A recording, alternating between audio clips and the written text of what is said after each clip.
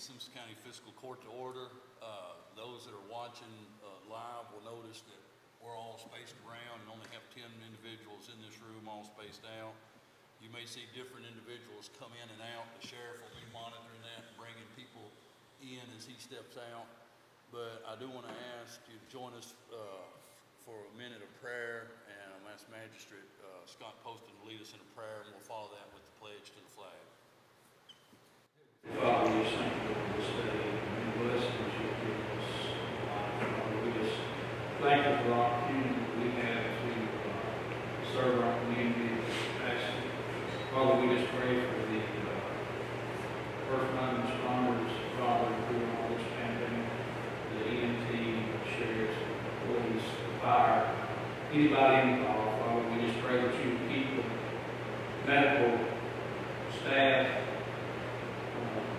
safe and close to you through all of this, Father. We just pray for this community and all that is done and said here today is pleasing to you. Bless in Jesus' name we pray. Amen. I pledge allegiance to the flag of the United States of America and to the republic for which it stands, one nation, under God, indivisible, with liberty and justice for all.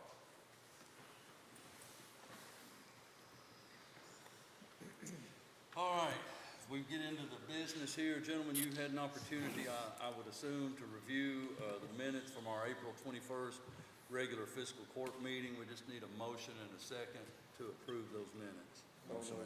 Second. Had a motion by Scott, a second by Nate.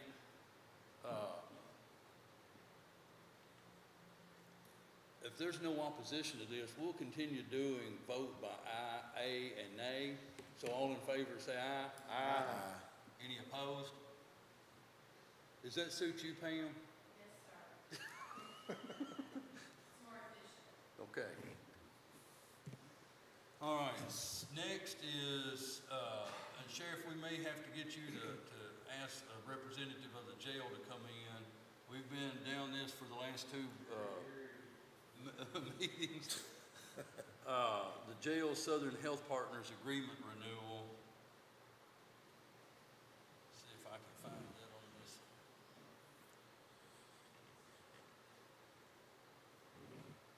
Okay, so I think Brent Dewey's is here from the jail.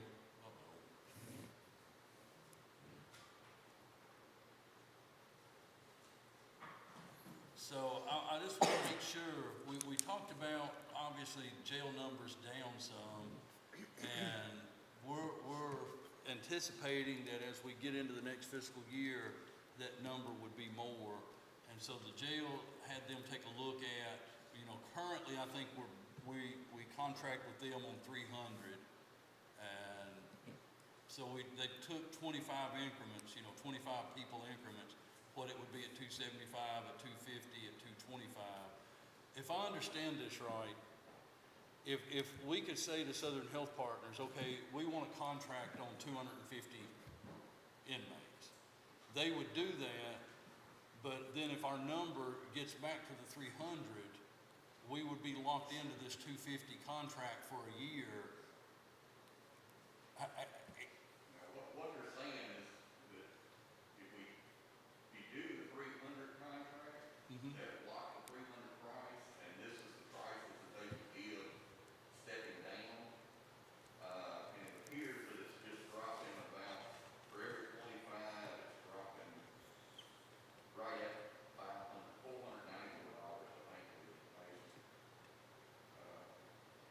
$494.27 for every drop of 25. So they will go along whatever our population is. Okay, so in other words, if we contract at the 300, but if our count is 225 or less, we would be paying that 225 rate until we hit 226 or greater. Right. And then we would pay the 250 rate. At 251, we would pay the rate for there to 274. At 275 and greater, we would pay that rate to 299. And when we hit 300, we would be at the rate we contracted. And at that point, it would work just the same way our contract has always worked. That's correct. What's the number today? Number today is 219 inmates with 199 stays. 199, you said, right? Stays Okay. today. And so we would be able to incorporate this chart into our new agreement that we would sign? Yes, sir. Okay. Did anyone, you have any questions? I mean, obviously, we've already established we had two other health vendors, be it one was substantially higher, one would not even submit a bid. But, I was hoping to do more of a discount than that. do what? I was hoping for more of a discount than that, but any discount better than that. Yeah, well, I think it's, I mean, honestly, I would say, I think it's pretty good of them to be willing to do it in steps, because a lot of contracts, you would be locked in at a number, and you would just have to pay the overage above that number. Let me address that quickly for just a second, Marty. Part of that's already discounted because it's reducing the number of nursing hours. So it's dropped significantly on nursing hours. And I hope to go ahead and ask that the judge be able to sign an amendment to our current contract so that those numbers can drop effective May 1st, so we can get that savings for the rest of this fiscal year. Okay. Did y'all all hear that? Yeah. So in other words, we actually need two motions, Dean. We would need one motion to authorize the judge to sign an amendment to the contract to reduce those nurse care numbers, correct? That's correct. Well, let's take that one up first. So on the currently where we've dropped, they're willing to reduce that cost. We just need to sign an amendment to the contract. That's correct, sir. So let's take that one up first. I think that's pretty self-explanatory. We just need a motion and a second to authorize the judge. Myron made the motion, Scott made the second to authorize the judge executive to sign an amended contract with Southern Health Partners on our current contract.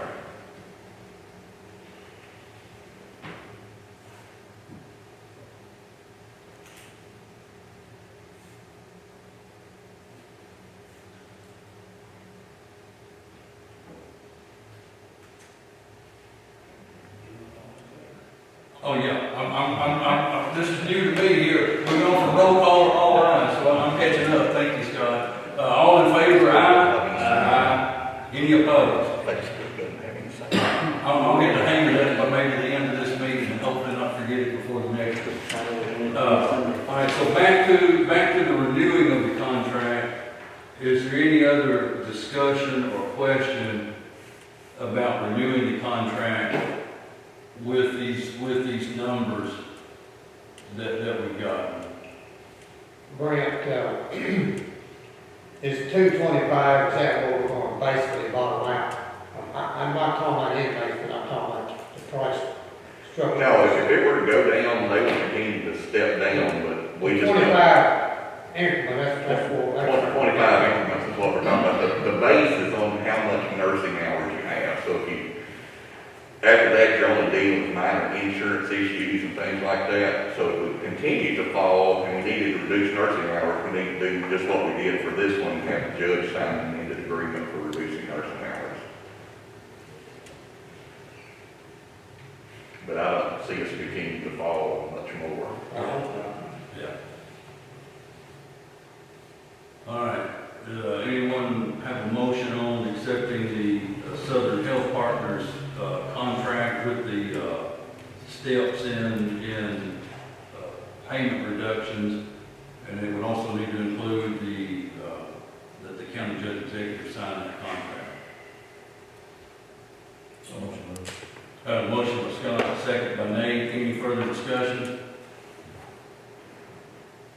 All in favor, aye? Aye. Any opposed? Thank you all. Don't mention it. This is proof in point, meeting in person is a little more productive.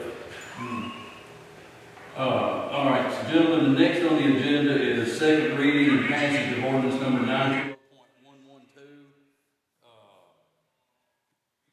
It is an ordinance relating to planning and zoning, and basically it establishes, I mean, we passed first reading, but just an update, it basically establishes that, our local building inspector does have authority and jurisdiction in Simpson County outside the corporate limits of the city of Franklin. And for a notation, we were using what the city had, and we had to change the language. In our first one, it read City of Franklin, and all that's been changed to Simpson County. It just was an oversight in the first reading. So, Second. got a motion by Myron, a second by Nate. Any discussion?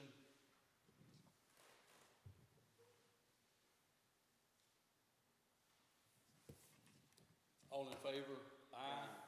Aye. Any opposed?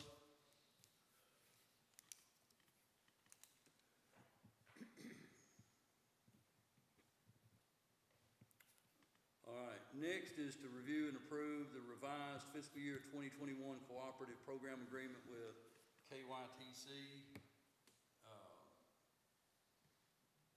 if I can get this, find it, pull it up. It's got a number there.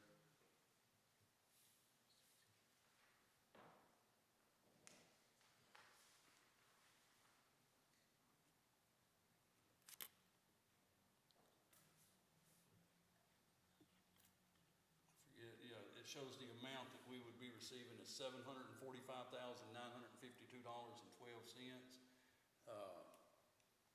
Obviously, we have to approve this agreement and authorize Judge Executive to sign this agreement in order to receive this money.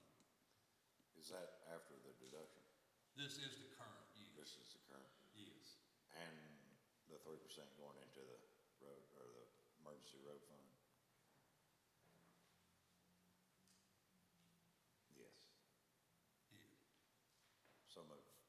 I got a motion by Marty, Second. second by Myron. Any discussion? All in favor, aye? Aye. Any opposed? Pam, do I need to say motion unanimous or, okay. That's fine, but I was just saying, I'm not sure that resolution, should we incorporate that in this same motion, which is actually adopting and approving the execution of this? You want to do a separate motion? Separate motion. Is For there, the resolution, we have the agreement, Mhm. then there's a resolution that is with it, that has to be sent to the transportation. Probably the cleanest. okay, so yeah, if you read on down, there is this resolution, a resolution adopting and approving the execution. So I guess we would need a motion and a second to approve the resolution to execute the agreement. So move. Motion by Nate, Second. second by Myron. Any discussion? So this would be resolution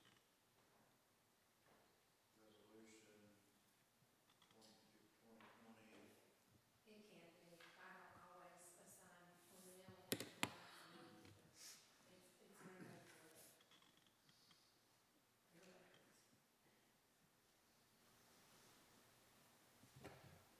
All right, all in favor, aye? Aye. Any opposed? All right. Next two items would just be to authorize, we need a motion and a second to authorize the advertising for fiscal year 2021 asphalt bids. Mike, I just got a text from somebody watching this, said there's no sound. Should be now. Okay, should be now? Okay. Okay. Facebook is having a Sunday morning. Oh, Okay. so there are people watching. Good, I'm glad they're watching. Second that. Who made the motion? Scott made the motion, Nate seconded the motion to approve, authorize the advertising for asphalt bids. Any discussion? I'm sorry, Poston. It's Poston and Downey. Thank you. All in favor, aye? Aye. Any opposed? Next would be to authorize the advertising for fiscal year 2021 crushed stone. Just need a motion and a second. Myron made the motion, Scott seconded. If there's no discussion, all in favor, aye? Aye. Any opposed? Okay. Next is, you've got some information in front of you. We had a request for a private road acceptance into the county. Sheriff, is there by any chance the planning and zoning administrator out there? There is not, sir. Okay. I will double check.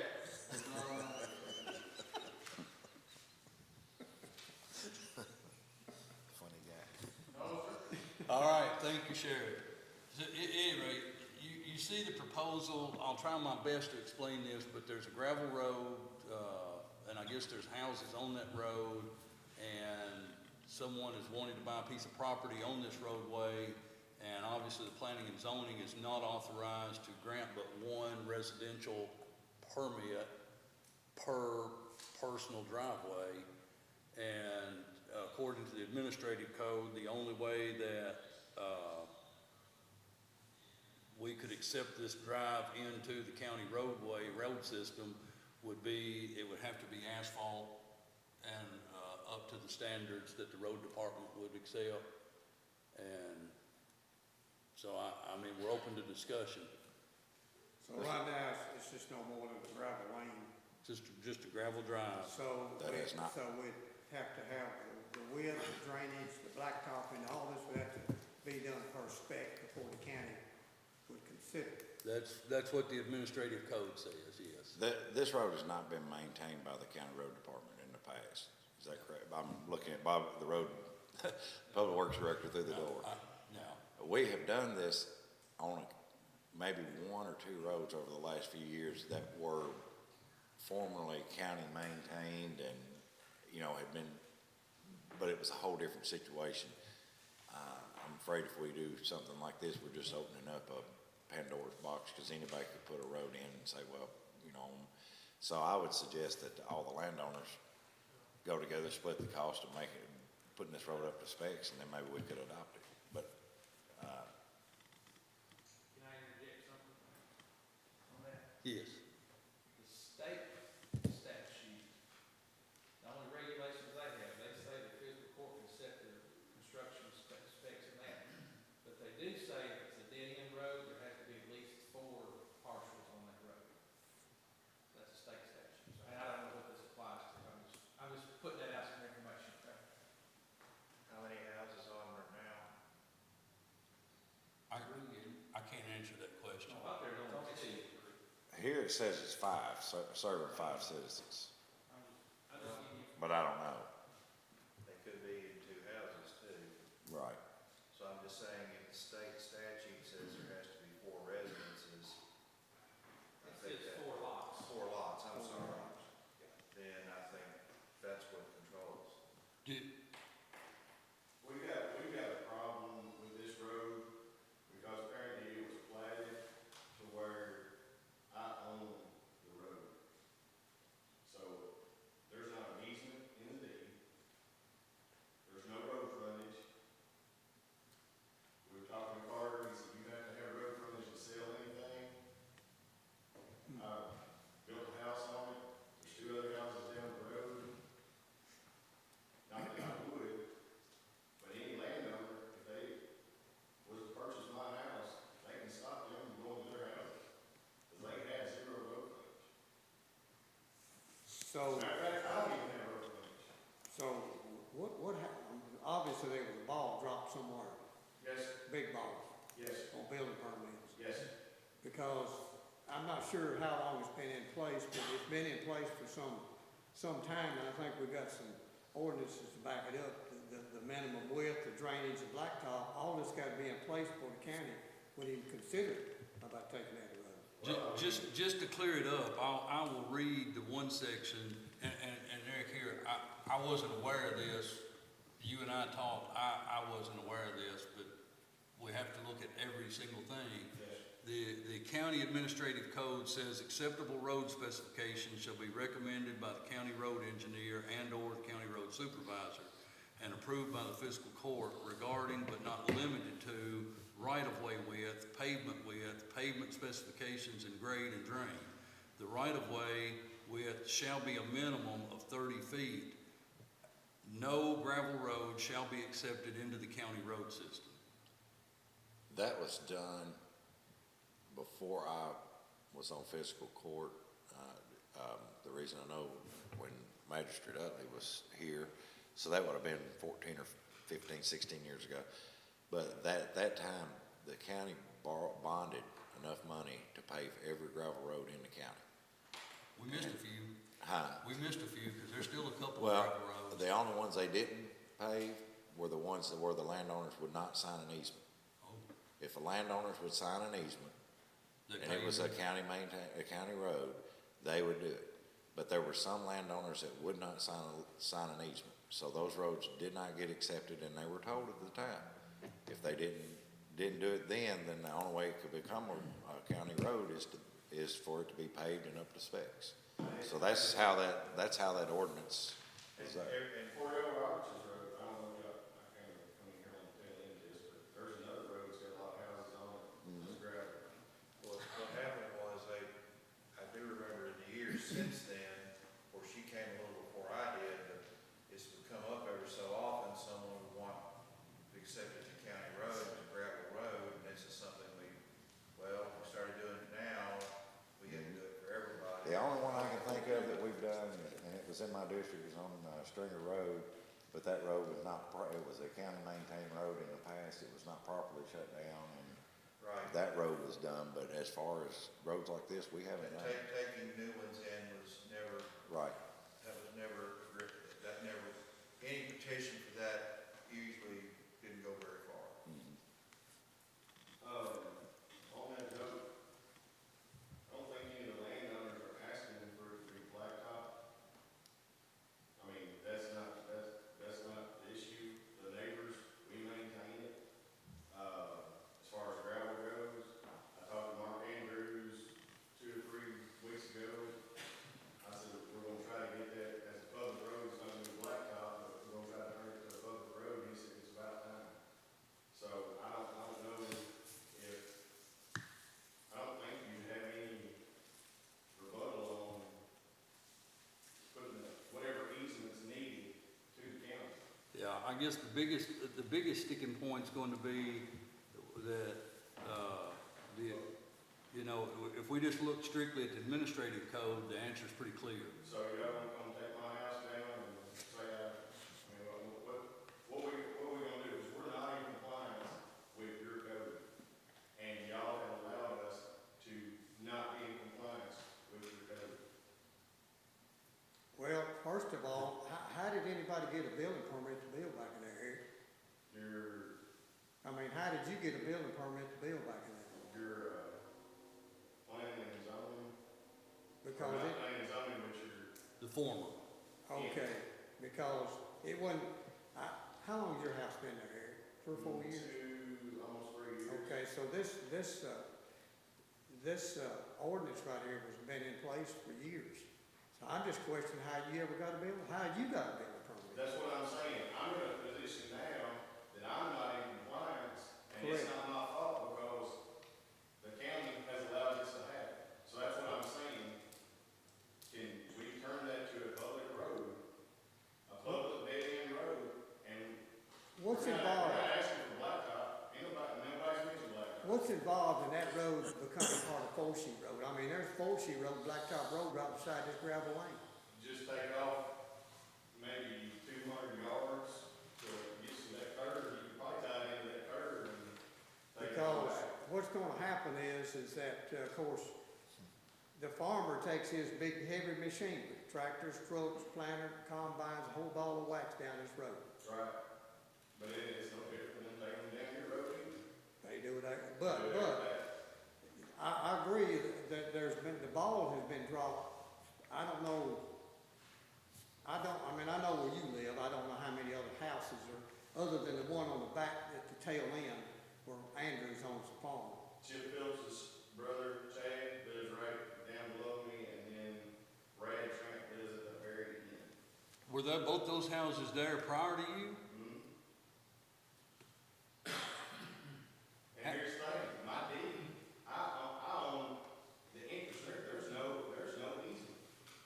see how people got along to build a house there, I'd be right frank about it.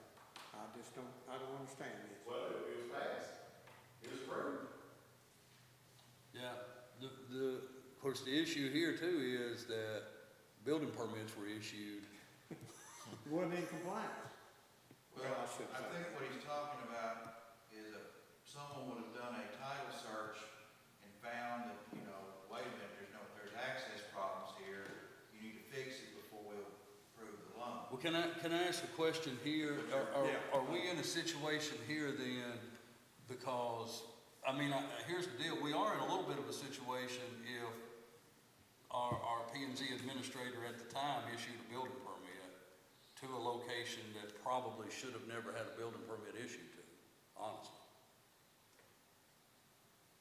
So that puts us in a different situation, or a little bit of maybe a precarious situation. Should this be something that we, and I know you'll love this, that we should task the county attorney with figuring out what the correct legal thing to do is? Or I mean, the issue is,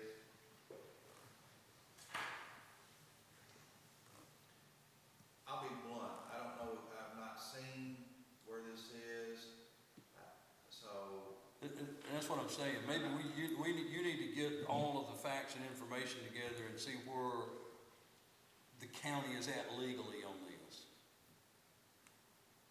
well, I think legally it's pretty, I mean, from what I understand is that we can't take something into a county system without some kind of, you know, without being up to our county specs. Now, the issue here is the road right now, who owns it? I own probably, Or the proposed road? I own probably the first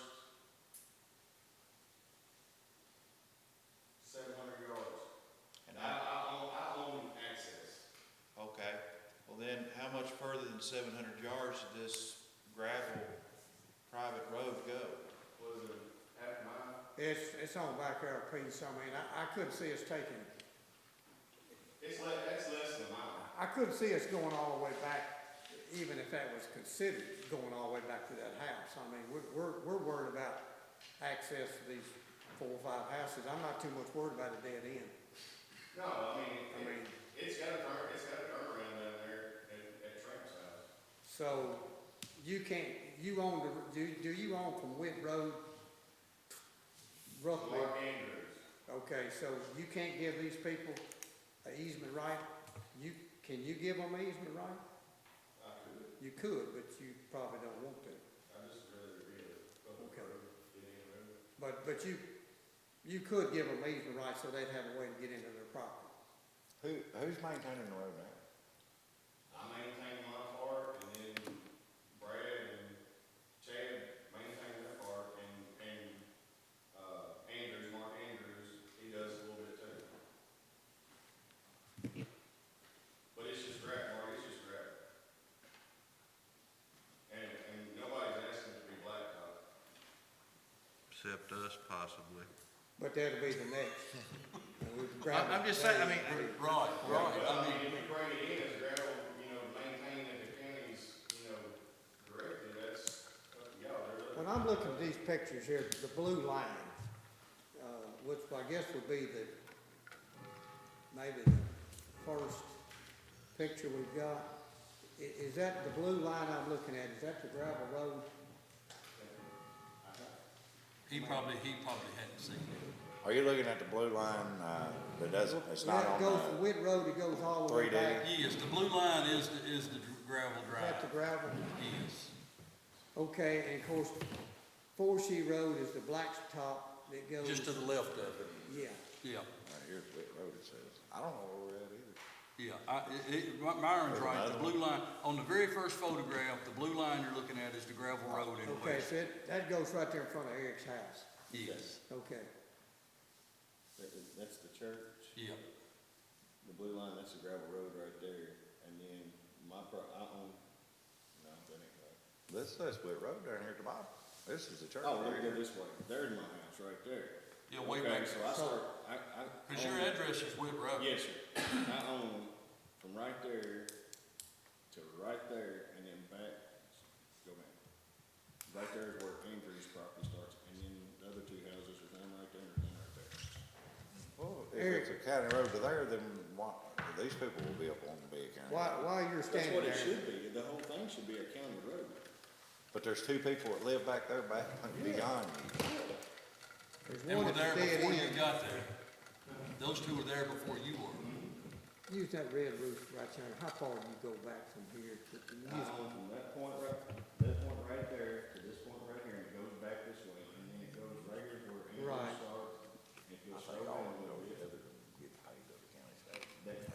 yeah, goes back there, doesn't it? Yeah. This right here where it says one, who, is that yours?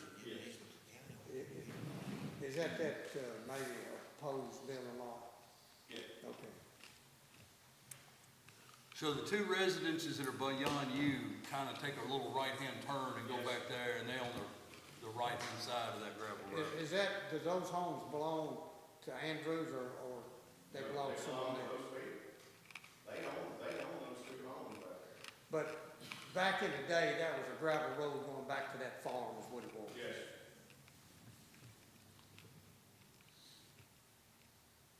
That's what me and Mr. Carter were talking about. There's no road frontage there, no public road frontage. It's been screwed up for years. Well, my initial thought is that I think the homeowner, you get into a couple of situations. I think, one, you have to have 40 foot of road frontage to get a building permit. The question I don't know, that I would have to do a little more digging or get Carter to do some digging into the planning and zoning ordinances, is if that 40 foot of frontage can be an easement by way of deed. Do you know for sure, I Sam? would deed mine for it. And I think Andrews will too. No, I mean, And I'm sure you're not gonna have a problem with the other two.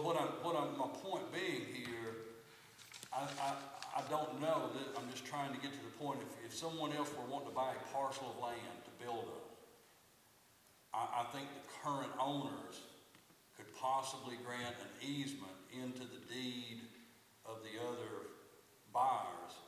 Well, see, that's what Carter stopped me from. He said there's no public, they had to have public road It- frontage. They had to have 100 foot public road frontage. That's what it said. Is there any plans here in the near future?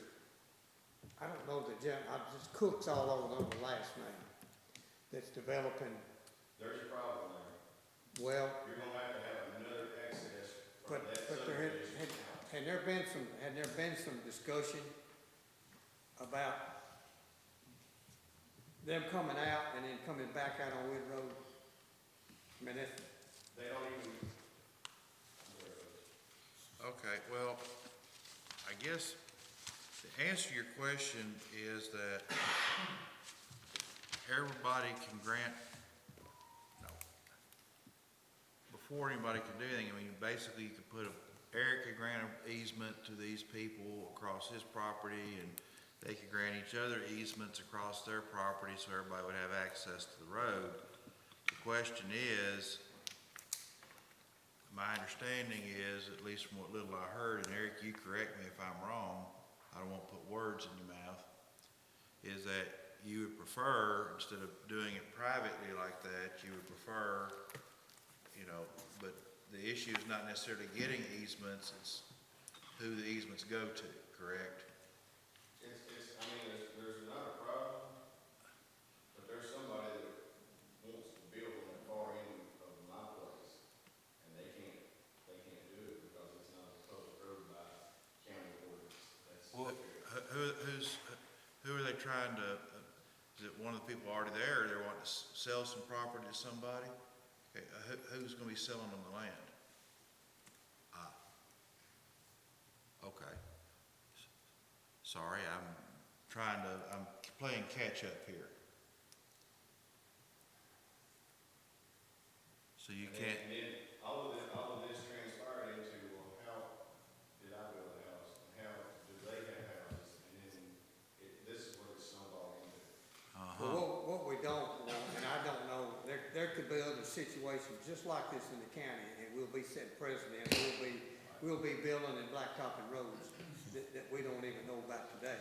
Right, and I think the thing to do here is, let's have a little more conversation, I will with Carter, and get a little more facts on how the permitting process works and how we grant easements, and can we still do something of that nature without the county having to take ownership of that road? Because what Myron's saying is right, that, I mean, you could have, you know, what we don't want to get into, and this is one of the things, this is one of the reasons that there's a revamping of the planning and zoning right now, all the way around, is because I can think off the top of my head, 2 or 3 long gravel roads that go back to a farm, that if someday the owner of that farm or the heirs to that farm get it and they say, we want to do something here, you're selling off property, and all of a sudden now you got another gravel road just like what Myron's talking about here, and the county's not going to be in the business of paving roads. I mean, we are in the business of paving and maintaining the roads we currently have. We're not going to be in the business of creating new roads. My only question is, if I can get an easement, which I don't have a problem doing, and this subdivision, but you're gonna have another exit due to the number of. Could very well be. You're gonna have it. I think we'll probably the only exit you're gonna get out of that, or able to get an exit out of that subdivision. Now, at that point, is county gonna buy my ground from me for that, where I got the easement? Well, I can tell you all about how developing works. The developer that needs to do it, the developer that's working on the project will be their responsibility to buy that property and develop that roadway. Okay, because he'd have to come through Andrews and. And then it's just like the administrative code says, once all that happens, the road foreman's gonna go take a look at it and make sure during the construction process of that road and at the completion of that road to see if it's up to the specs and standards of what we would accept into the county road system. Right. And if the road supervisor goes out and says, well, you don't have the surface of this road like this, and it should be like this, it'll be the obligation of that developer to get the surface of that road where it needs to be if they want it accepted into the county road system. There's a bug in my ear that there was 40 more houses going in there. And that's a real possibility, and at that point, the developer's gonna have to have another access. Right. Right now, you're at a safeguard too, Oh, I'm tracking right with you, sir. because you're talking about potential of putting 40 houses coming out of your house right now. You're right. So The first 2 basically, vehicles per house, you're talking about 80 more vehicles a day. Right now, if this were to be a county road, there's nothing you could say about all that extra traffic coming right by your house. Well, I mean, you're right on that part, but. So like I say, right now, you're at a safeguard right now on that aspect of it.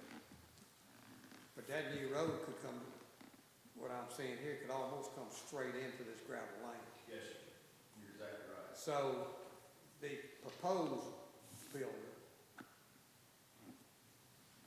if I'm understanding correctly, about the only way they're gonna get a building permit is they'll have to get an easement right back to that property, Right. which would be We'd have to. you and whoever else that owns the rest of that road. You and Andrews or whoever that may be. So really, those 2 houses beyond you, they don't really have an easement to get to their homes, which those homes, I drove back in there the other day, those I would homes. never do that to anybody, but I'm just saying, if Right. somebody owned it other than me, they could cause problems. Well, right now, technically speaking, And then I don't even know if I can sell my house due to the regulations that's set by the county. okay, what I'm saying is, I think right now, those folks are technically landlocked, because legally speaking, you know, if, I'm not saying you would do this, but say somebody else could say, put a fence right across that gravel road, and they're, Cause I only crossed the gravel road about 10 foot. and what happens is at that point, you had to file a petition in circuit court to access it, and that's expensive, and no guarantees. And Those so- houses, they probably been back there 40+ years, maybe longer than that. so- Well, I think the wise thing to do for the fiscal court and the safest thing to do for you in particular is to examine a little closer how the easement process works and what can and can't be granted. Have a discussion with the developer on the property that is just beyond that and see what their plans are and go from there. I mean, I don't mean this in a rude way, but I don't care what he's doing at this point, I just know it's coming and he's gonna have to have that Yeah. access. I'm more concerned with down there on the other end of me, Yeah. and this couple that's wanting to Right. purchase this property. Well, I think maybe we need to gather a little bit more information here. But as a minimum, did I see that a minimum width is 30 feet? So they don't, I mean, you definitely don't have no 30-foot road going in there. So Yeah. we can't, we'd have to go in there and actually cut a road, But basically. it's 30-foot right of way, Huh? not a 30-foot It's road. 30 foot right away. From the center line to center line is a 30 feet, the center line is in the middle, and so it goes 15 feet each way. So, okay. That's what it means. Okay. But the simplest solution for the county's aspect is for all the landowners out there to go together, pave the road, turn it over to the county, If that's what they want to happen, if they wanted a county road. yeah. So you're saying we got a blacktop? Hmm? No, I don't know, tomorrow next week. Well, I mean, when I wanted a water line in my house, I had to pay for it and then give it to the county. So, You're talking about $34,000. it cost me almost $15,000 to get a water line. Well, I don't. So, I mean, I know it's an expense, but for 5 landowners and it's $30,000, that's $6,000 a person. All right, let's back up. I sell my house today, how are you gonna allow somebody to buy my home? That would be the bank, That'd be up to the bank. it's not up to us. I think, as I said before, I think the wise thing to do is for us to take a look at all aspects of this. I can personally talk with the developer and figure it out from there, but I don't think today, I mean, I'm just telling you what I think I hear as we discuss and as I read. I don't think today we can accept that gravel road into the county road system. No. By the ordinance. By the administrative code. Yeah. I mean, Okay, then, how did y'all issue me a building permit from the county? well, first off, y'all didn't. I'm saying. And second off, there's been changes made in the planning and zoning administrative position. Because that building permits are not voted on by fiscal. Yeah, we don't vote on those. Those are decisions made by P and Z administrator, and obviously there's been changes made there, and there's been some revamping there to try to stay ahead of any situations like these. So, if you're asking today, if your question today is what are the corrective measures, my honest answer to you right now is, I have no idea until I have more discussion with the P and Z administrator. If I might make a respectful suggestion, Yes, sir, Counselor? why don't you, I see what he's saying. I do too. I mean, if he's relying on what was done by the planning, he goes and gets something and the previous P and Z, you know, the building inspector says, okay, come in here and gives him a permit, and for whatever reason, the bank, honestly, I'm surprised. Actually, I got 2 permits. I understand, but I'm surprised the bank would loan money because they do a title search without, but anyway, that's, all that happened. The question I mean, there's some issues that you relied on to your potential legal detriment. I think my respectful suggestion, Judge, is talk to the P and Z people and try to get a history of what this, when this was done. It may be we may need to take some corrective action, but I'm not so sure we have enough information there to do that right now. That's pretty much exactly what I just said, but yes, I agree. But I'm just saying, I was trying to frame it more of a legal term here. Yeah, I don't know the legal terms, but you're exactly You've right. done a good job, son. You're exactly right. I think that's exactly what we need to do. I'm with both of you. You know what? I agree with both of you. Yeah, good deal. So so there's no action on this item? No action. Okay. Okay. Moving on to financial business, cash transfer of the 42.5 from general fund to the jail. My understanding is that has to do with this being payroll week, and is this payroll week? It is. And Utility bills, and we have not got any word on the Class D money. yeah, we're not sure when the Class D money will arrive. If the Class D money happens to make it, We did get a deposit yesterday that totaled about $6,900, so this cash transfer will definitely be less that. And that'll leave about $5,000 balance in the account once we input this. So we've got enough money coming from Class D to, when it It arrives. should, when it gets here. When it arrives, it's just, when it gets here. yeah, this is another one of those timing issues of will it arrive in time to be able to do this, so you've got to swap it to make it work. It's the cash flow.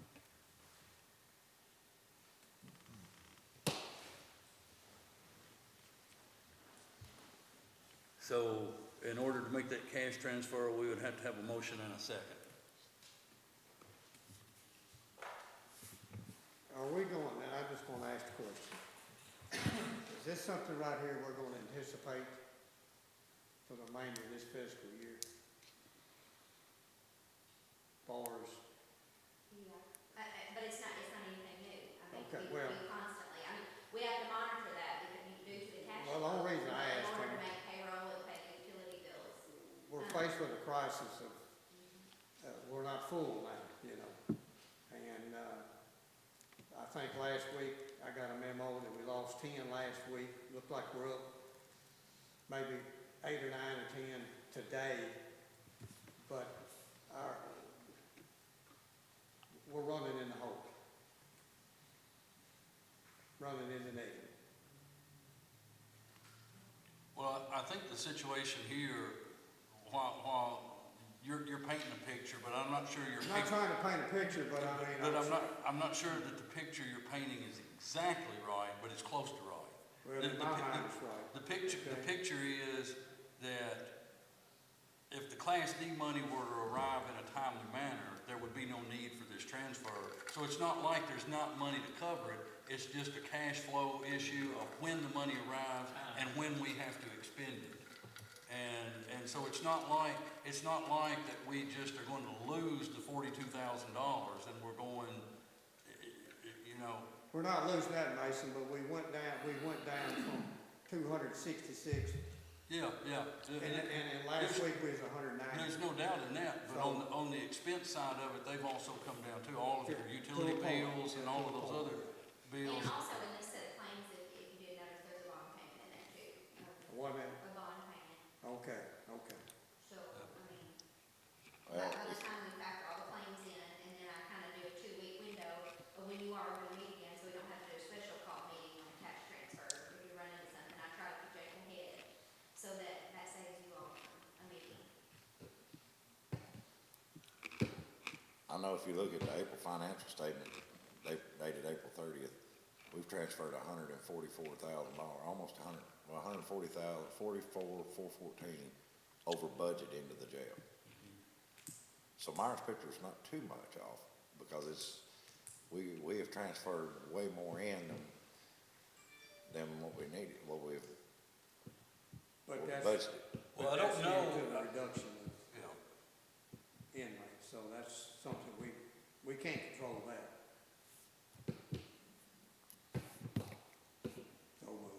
So I guess, the point being here, if we don't make this transfer, there'll be some people that won't get a paycheck. Yeah. All right, so we got a motion by Meyer and a second by Scott. Any more discussion?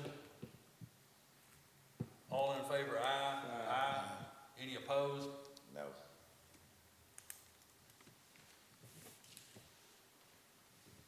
And then on the financial side, we have just the regular budget transfers, which just deal with money coming in and money going out.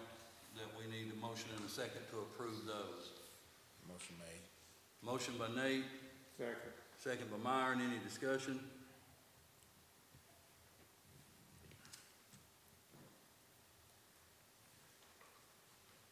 All in favor, aye. Any opposed? All right, next is the bills and claims. If you had an opportunity to review those, we just need a motion and a second to approve those bills and claims. So moved. Second. Motion by Myron, second by Nate. All in favor, aye. Aye. Any opposed? And next would be to, if you had an opportunity to review, we need a motion and a second to approve the county clerk's claims for motor vehicle and boat bills for 2019. So moved. Have a motion by Marty. Second. Authorize the county clerk to sign. Okay, well, will you amend that to authorize the county clerk to sign that as Yes. well? Yes. And second, I heard Myron and Nate both, but I heard Myron first. So all in favor, aye. Aye. Any opposed? And then finally, the April 30th, 2020 financial statement. We need a motion and a second to approve that financial statement subject to audit and authorize the county judge and county treasurer to sign it. So moved. Second. Got a motion by Marty and a second by Nate. Any discussion? All in favor, aye. Any opposed? All right. On into reports. Let's talk about this one thing first, Sadler Ford Road. I think the sheriff sent us all an email yesterday, had some pictures of the folks kayaking. And I understand why they kayak and understand why they want to kayak, and I'm all for them going kayaking. And it just happens that we live in a community where we have several low water crossings and good places to kayak, I guess. But you do have a public safety aspect of it if something goes on, and I think maybe that's what you were getting at, Sheriff, and I wasn't asking for anything, I was updating you gentlemen, because that would be y'all's concern. Marty, shot an email back, he thinks vehicles just need to be towed. I'm fine with that, Marty, if that's what you want people. No, I wasn't saying I think vehicles need to be towed. I'm just saying, can we get? if you don't do something Sam, let the sheriff If you have don't his do that, microphone or do right over something here. to For a second. cause them Yes, sir. not to wanna come back down there and park, or make arrangements to have a vehicle drop them off and pick them back up. Clear your spot, As Sheriff. long as you just say, don't park there, people are just still gonna park there. Problem. Happy to yield. I got the seats nice and warm. And I went down there last night about 6 o'clock. You still could barely get through there in a pickup, and you know, and I'm not picking on any one person or trying to call any one person out, but I know the Kellys out there it's almost time to start cutting hay, and I guarantee you they could not get across that bridge, and they will be calling to have some vehicles removed because they have land on both sides of that bridge. And I know you'd made reference that it would be great if we had the possibility of having a parking area there. That's not gonna happen. And I was gonna say, I'm not sure I can get there anywhere with that, but I'm glad to make a call and just see. You'll be like the third or fourth one to talk to them. They're not interested. But I mean, if all I do is waste a phone call, that won't be the worst thing I'll waste today. Matter of fact, they told me they wish they'd take the bridge out. Yeah. So, but I guess the question is, and this is my question to you, as the sheriff. How big of a public safety issue is it for that road to be lined like that? It's an imposition to the farmers, they're trying to run businesses. Honestly, if you could clear out some of the right-of-way areas where people are parking and make them maybe just a little bit wider, it would get enough room they can get out. It's not illegal for somebody to go out there. It's illegal to park on a county road. So when they're up on the road, technically you could tow them off. Like you said, Marty, we could roll through there and tow off 100 vehicles and have 100 families stranded out there on the creek that are gonna hate Simpson County. But it served its purpose. It sent a message. We'll tow you off if you're out there. But before we even consider towing a vehicle, please put some signs up that To me, that's being more genuine to the public and trying to give you the heads up. If you're up on the road too far, we're gonna tow you off. I don't have an answer for you. I would look at some of the areas there where people generally pull off that might be able to be widened a little bit, or maybe a little gravel put down where because if they pull all the way off the road, they're not causing a trouble. You make a good point. I mean, we have some county right-of-way off the edge of that road that, much to the chagrin of a lot of homeowners or landowners, they don't understand that the county has a right-of-way section there that we could do the things that need to be done in that right-of-way, although it may be Right. technically on your property, it's a county Well, right-of-way. And then we can make a common sense decision. If somebody's car is halfway out the road and we come through there, I don't mind towing it off, especially if there's a sign up, because one, you've been notified by sign. Two, you didn't take enough common sense to realize what an imposition you're causing other people. I do have a problem, I'm not saying they're in the right, with somebody's wheel that's barely touching the road, that's got his son, his daughter, and his wife out on a kayak for the first time, and they're out having fun, and they come back to pull up and find out, where the hell's my car? That sets off another chain of events. Yeah. Okay? I'm all about not having to respond 10 different times to something. Secondly, if you go out there and there's 100 cars like there were the other day, you can't keep a unit out there. We're lucky to have 2 units on a shift, okay? To call a wrecker, to get a wrecker out there, hook up to a car and take it, you're looking at an hour, okay? Now, what happens when that call comes in, somebody's having a heart attack and they need you there? There's a bad car wreck. You've got to leave, all right? So it's feasible to do it when needed. If you can fix some of the spots, that will help the problem. Signage, fix some of the spots. On a typical day, there may only be 4 or 5 vehicles can probably park out there in different spots and not cause mayhem to that road. But when everybody's entrapped at the house and you have the first 80-degree day and it's just beautiful outside, obviously, and who's more right and who's more wrong in coming out? Is it the first guy that got there that's well off the road and you're going, attaboy? And the last son of a gun that got there and his car's a little bit up the road, you're like, son of a gun, we got to tow you. I mean, that's what you're wrestling with. And another thing you get into an issue with, I mean, there may be a group of 4 or 5 going kayak. Well, they take their pickup vehicle that they're gonna get in when they get out. Say they take it to Barnes School Road. Well, then they all get in and they go back up to Sadler Ford or Ditmore Ford and they leave that vehicle there. So a lot of times you've got 2 vehicles per group that's out there kayaking. Yeah, Marty's exactly right. You've got a drop-off spot and a pickup, and you usually leave the vehicle in 2 places. Signage would be great, and I suggest we put the signage up, but all I was saying is if you put the signage up and just say, don't park here, and there's not some consequences for the ones that are parking out in the road, because we may have right of way on the side of the Ford Road, but it would take no telling how much to build a shoulder if you're talking about all the way up to Cropper's house at the top of that hill. And we Because could that's a look straight at drop-off bluff.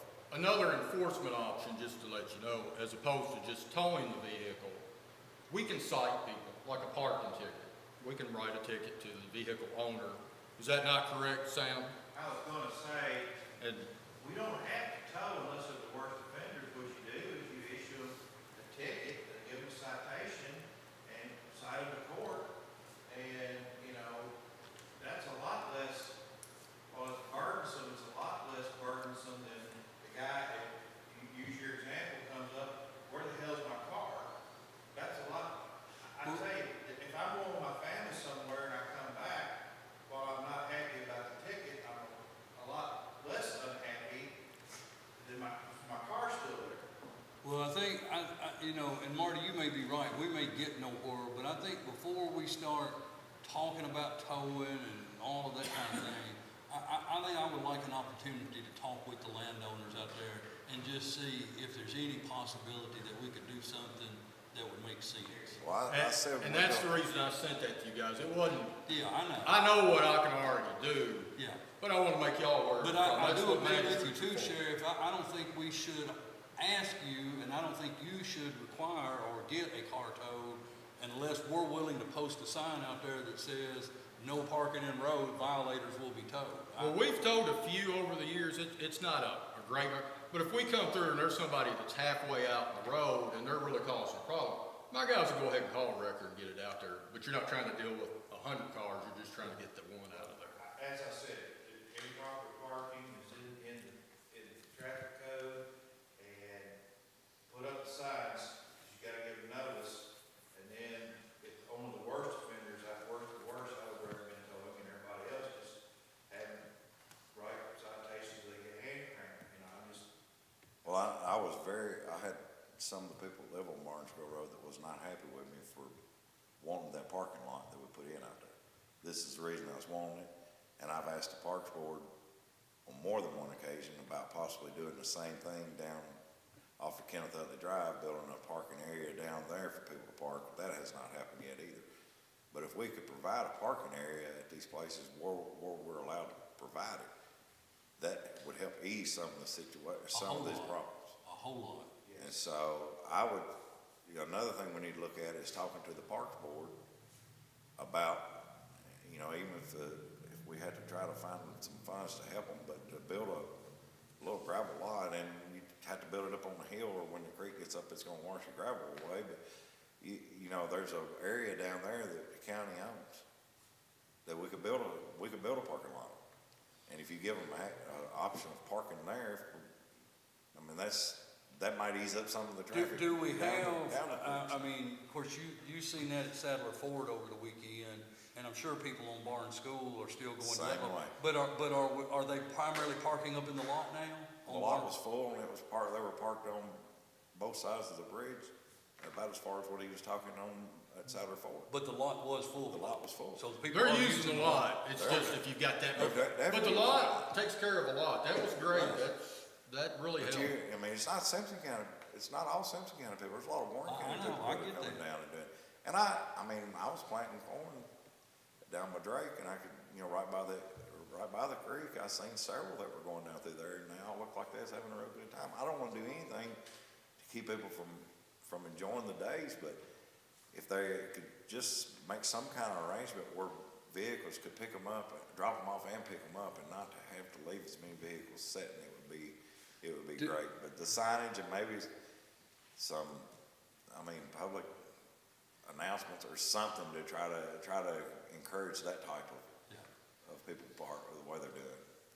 So I'm hearing Marty, but I just wanna make sure, are we all pretty much agree that if we could look to reasonably place a parking area at our low water crossings, we need to just examine that and see what it would entail and discuss that option? Do we have the problem on Kenny Perry Drive?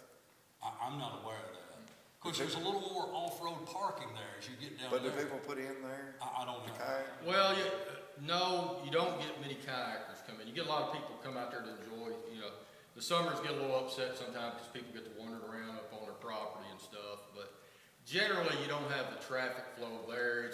It's not considered as big a kayaking area as the What would you consider other than the Barnes School, Sadler Ford, and Ditmore Ford?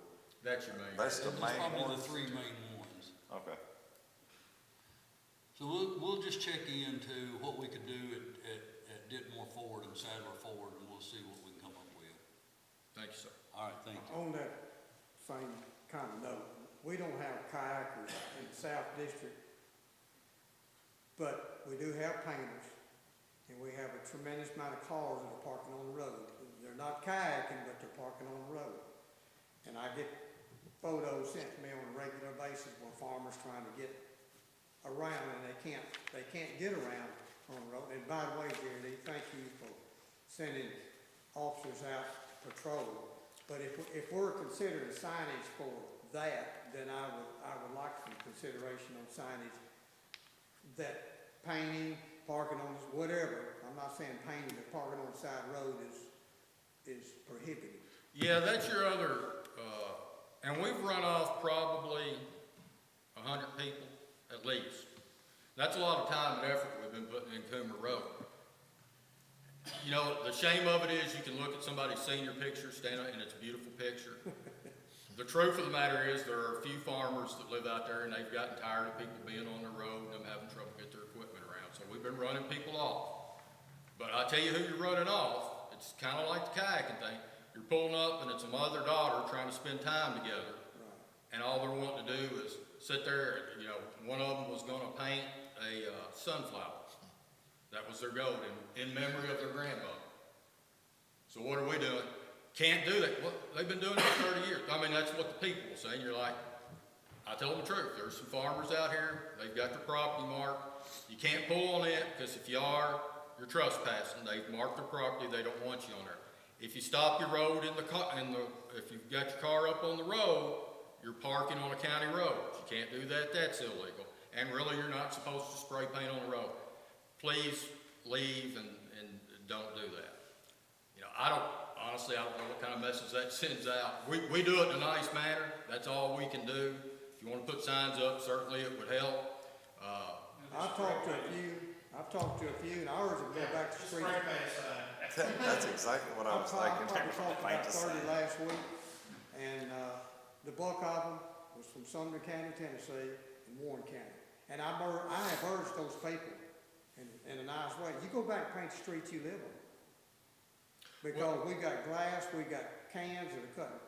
I mean, the farmers out there are burning my phone up. And they're on. Well, you've got two factions there, though, Myron, and you got to think about both of them. That's y'all's job to think about, but I will point them out to you. The beer bottles and stuff aren't coming from the good people that come out there to paint the sunflower in memory of their grandmother. That's from younger people that go country cruising the same as all. And we deal with those a different way, okay? When you're pulling in and there's 5 or 10 of you out there drinking beer or something like that, yes, that's dealt with in a different way than the mom and those are two different factions. But mom and daughter that come from Portland to paint that flower, usually, not during the coronavirus era, but usually they're stopping and going and eating at Cracker Barrel, they're going to a business and doing some business while they're in Franklin, and they're sending out what a wonderful place Simpson County is. Matter of fact, Nashville started a tour. If you remember back last year, there was a lady that thought it was so wonderful, she was bringing people down here.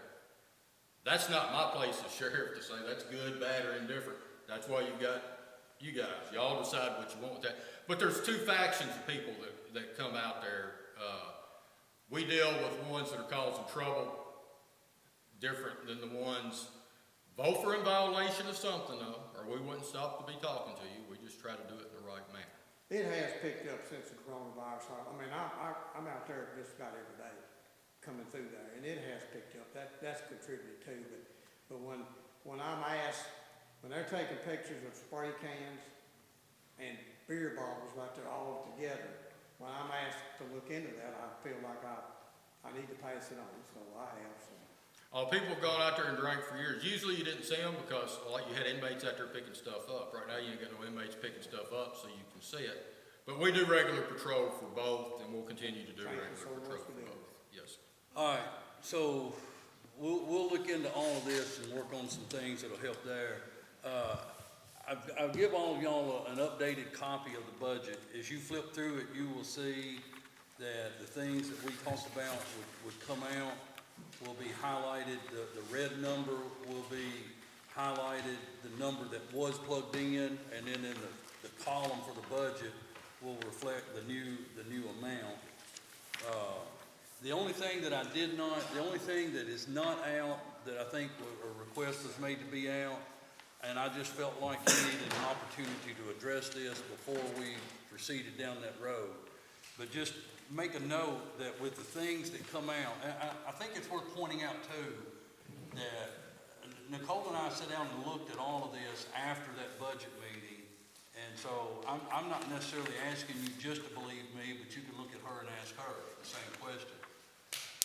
If all things being equal, meaning that we had not seen some of these reductions that we've seen due to shutdowns and closures and so on and so forth, the revenue side of our budget would have been somewhere in the neighborhood of $500,000 more than what it is currently showing here. So as we started that budget, we were $171,000 away from being able to balance the budget on the revenue coming in. If you wanted to take into consideration the fact that we would have had to have increased the retirement by that 12%, that 171,000 would have become roughly 295,000. So if that had all happened, which would have happened if we'd been having regular budget type year, and the other income had been there, we would have been looking at this budget just like you guys seen it last week, with roughly a $200 and some thousand surplus in revenue. That just simply isn't the case, because the revenue side is down, and we plugged in the budget as request and expenses. That's why it showed $171,000 negative. You know, a lot was said about a balanced budget, so I'll let the folks that are listening to this and folks in the community hear my opinion for whatever that's worth. But in my estimation, a balanced budget is that you take a look at what revenue is coming in without making increases to your revenue streams. In other words, you're not making any tax increase, you're not creating some other type of tax, you're just taking the revenue that would typically come in based on your rates that were previously set. So you take that revenue and you take a look at your expenditures, and if your expenditures are no more than your revenue, you've balanced that budget without pulling surplus money up or without making an increase somewhere. And we would have been able to more than balance this budget if things were much better, and could have left all of the things that we discussed last week. We could have left all of those plugged in and still been in really good shape. We pulled those out, and as we currently are setting, we are looking at now, although this number's not enormous, you're looking at a $6,777 surplus in revenue versus appropriations based on what we took out. Like I said, we pulled everything out that was discussed last week except for one thing, and that was the other vehicle for the sheriff. And I just felt like that the sheriff needed an opportunity to be a part of that discussion. So that's where we're at. If anyone has a question about any of that, now's the time to look at it. Now's the time to take this budget and ask any questions in the next day or so, because we're getting to the point that we're going to have a first and a second reading so that we can get this budget to DLG and back here and done by June the 30th. Was the $124,000 increase, was that what extra retirement would have been, the 12%? And then what you calculate, we calculate it's roughly 124 or something. Or just over 124,000. Yeah, Right, and you're saying it would have been another $500,000, roughly. which I agree with, and it's already $500,000 more than last year. So if all things had been constant, this budget would have had $1 million more taxes in it than last year's. And we still are in the negative. Well, I don't know about your assessment on the $1 million part, but I would say there's $480,000 more dollars. Here's the thing, but that would be the case that there's no tax increase in this budget. No, what I'm from saying last year. is, last year's budget, you look at last year's versus this year, there's roughly $480,000, because you've got $80,000 you're not putting into the water, into 911. You've got $400,000 more dollars of occupational tax, not projected, actually brought in. That's roughly that's almost $500,000 right there. And if all things would have been good, you're saying another $500,000. So that's $1 million more tax money in our budget this year, if this Friars hadn't hit, than what we had last year. That's what I'm saying. And are you factoring in the $285,000 of the hotel tax that's taken out? No, I'm looking at the difference in occupational tax. It was 2.5 last year, and it's 2.9 this year. It'll be right at 3 this year. Well, Marty, there was a rate change on the occupational tax in the last. That's what I'm fiscal saying. year. It was an increase. You know, we've give the jail now nearly $200,000.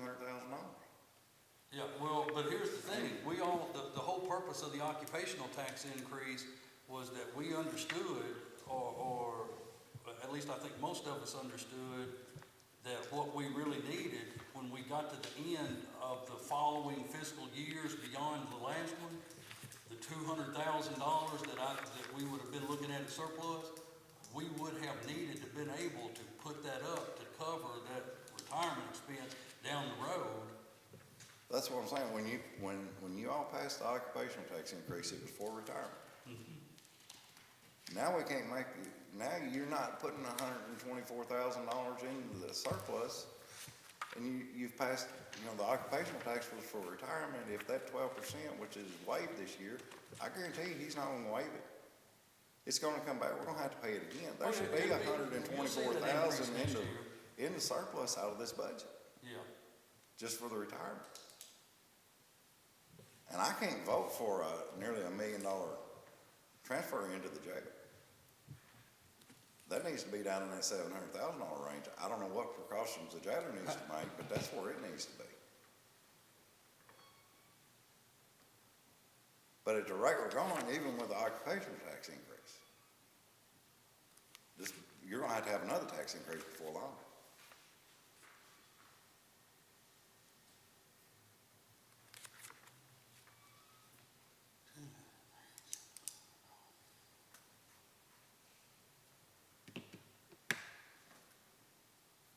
And that's. Okay, our actual in 1920 with 75% in is 2 million, in the occupational is 2,377,053. If you factor in another equal quarter to that, you still come up shy of 3 million. So I don't see your $500,000 difference. Difference between 3 million, that's 400,000, what I'm saying. No, if you take the actual 1920 line at 75%, which is 2,377,053. Multiplied by 1.25. You come up to 2,971,000. What was the actual 1819? What's the actual 1819? 2.5, but we knew last So year. 2.9 minus 2.5 is 4. That's how I come up with that. That's $400,000. And then you flip over Well, to you're your talking about from 2 911. years ago, when the entire year was under 0.75%. Half of this fiscal year was under the 1%. I'm talking about the difference in the money that this court got in occupational tax in 1819 was 257. What you'll actually get in 1920 is to be about 297. That's $400,000. And then if you go to your 911, you're not putting the 80,000 out of general fund into 911 because it's coming off a water meter fee now. That's another 80,000 and $480,000. So I rounded it, it's roughly $500,000. Because we had last year's budget, or excuse me, this year's budget, we had $180,000 in there for the fire truck. That won't be. I'm not talking about expenses. I was simply talking about revenues. Okay. Yeah. Well,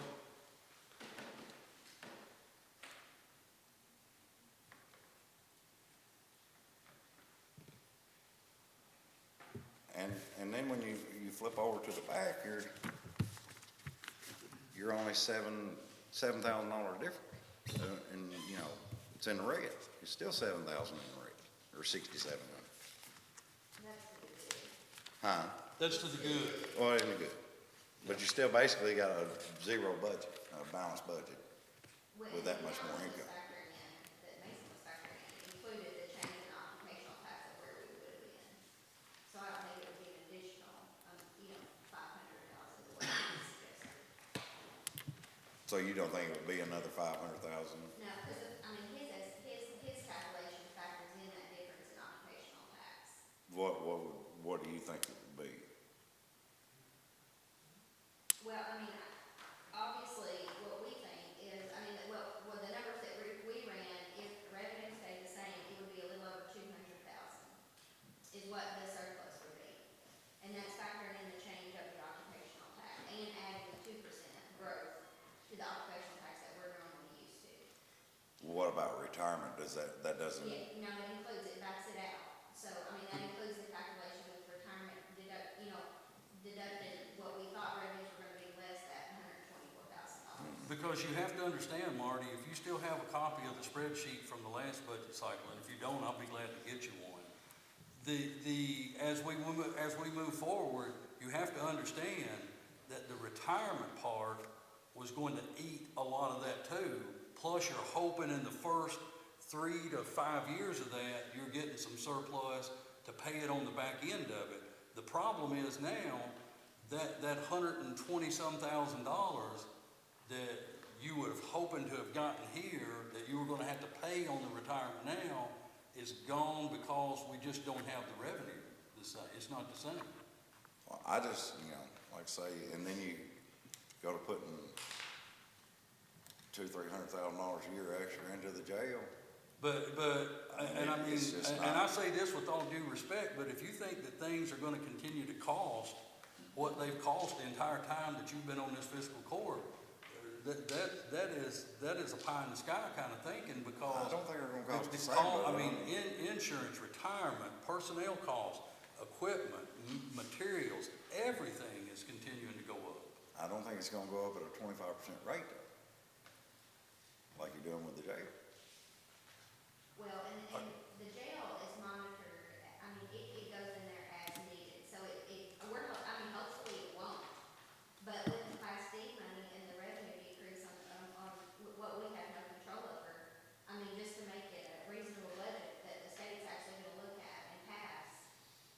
I mean, hopefully, it's just as we've discussed here, we're only putting that cash transfer in as needed, but I mean, we're just kind of, have no control here. And we have to make it look sense, make it make sense.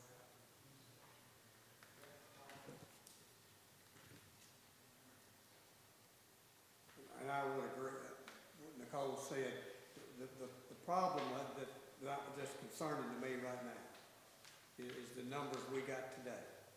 We got 199 what I call cash paying customers in our jail. This budget right here reflects a 260.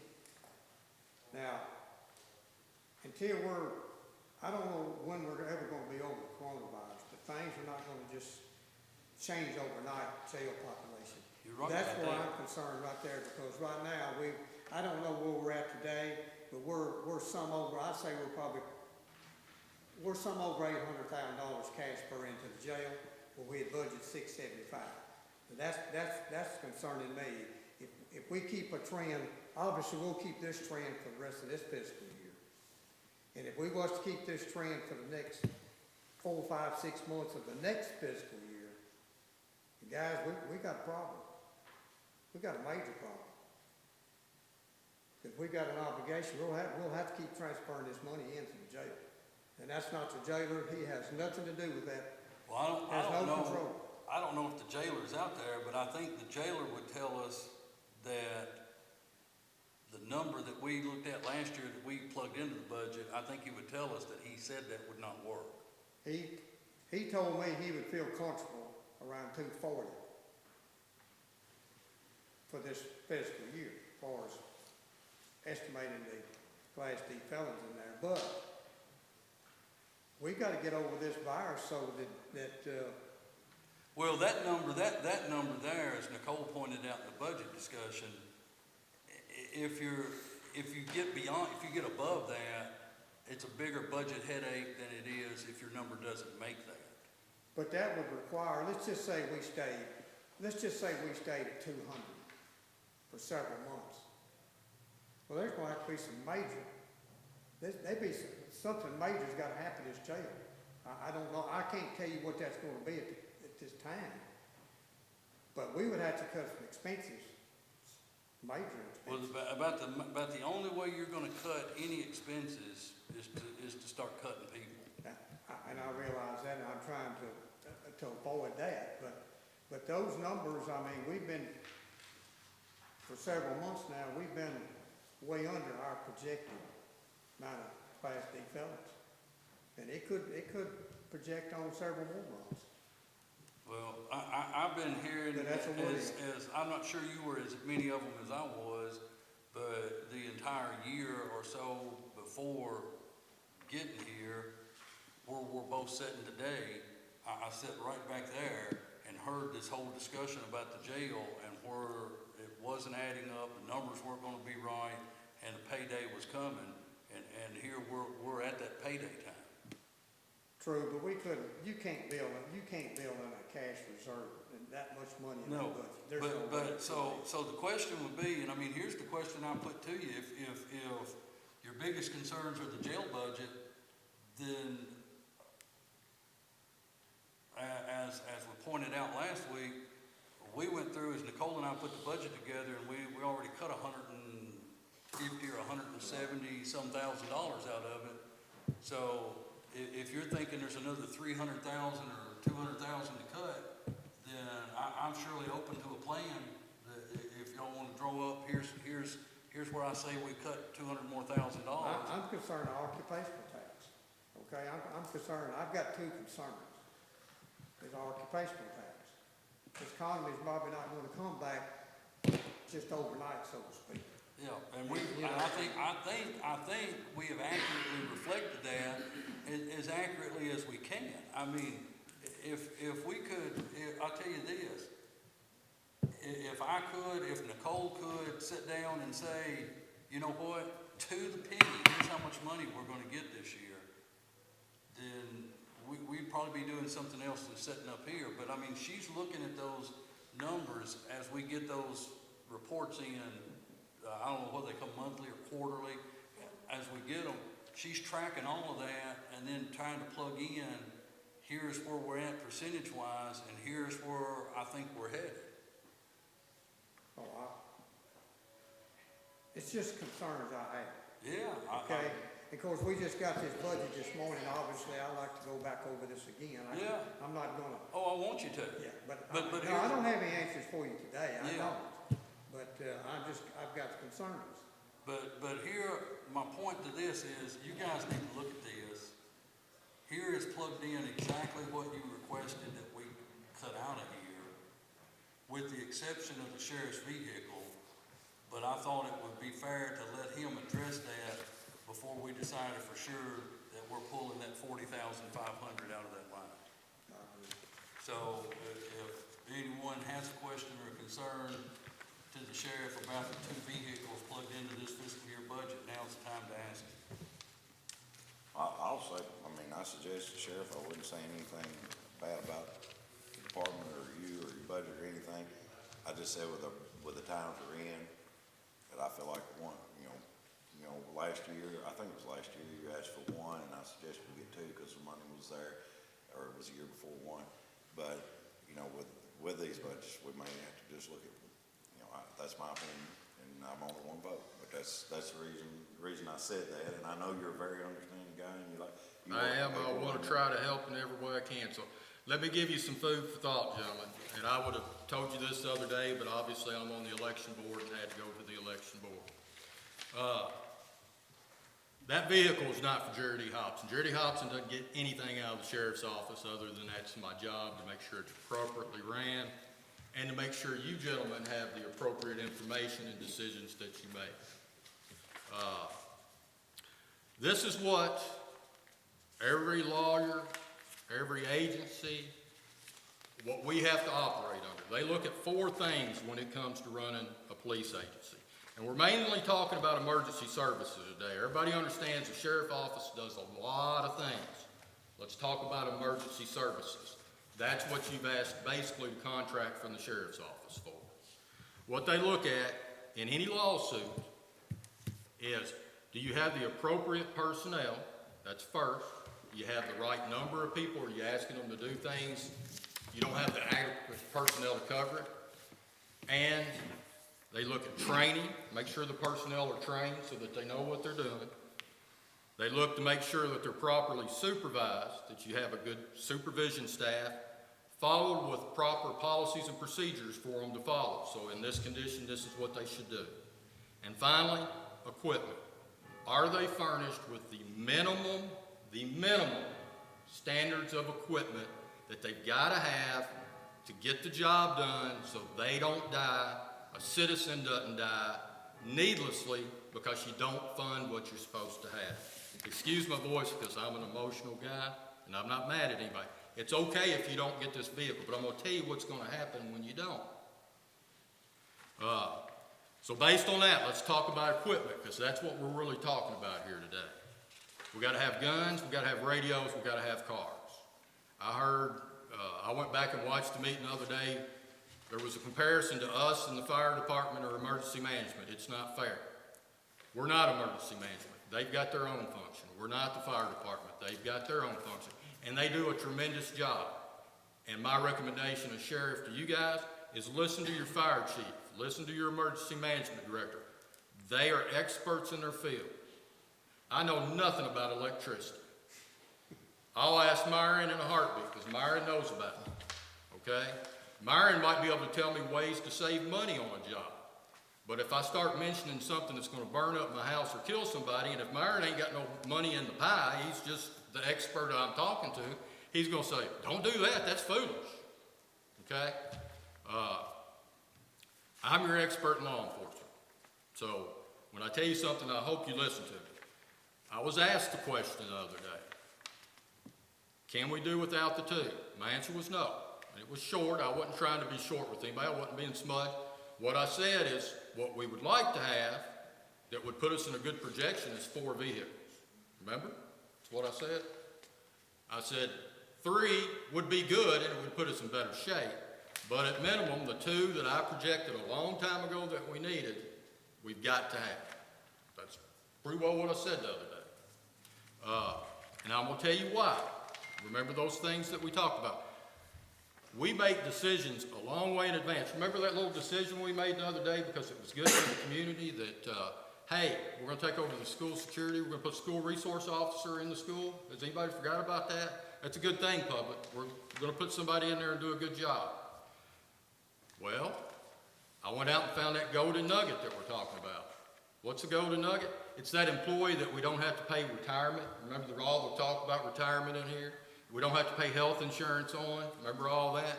Who's a retired state trooper who'd also worked at Warren County Sheriff's Office. I hooked him up. Guess what? The governor made an emergency order because you know how everybody else might not be busy? And I told you the other day, we're like in a wave because we're really busy. And there's this giant wave coming at us behind it.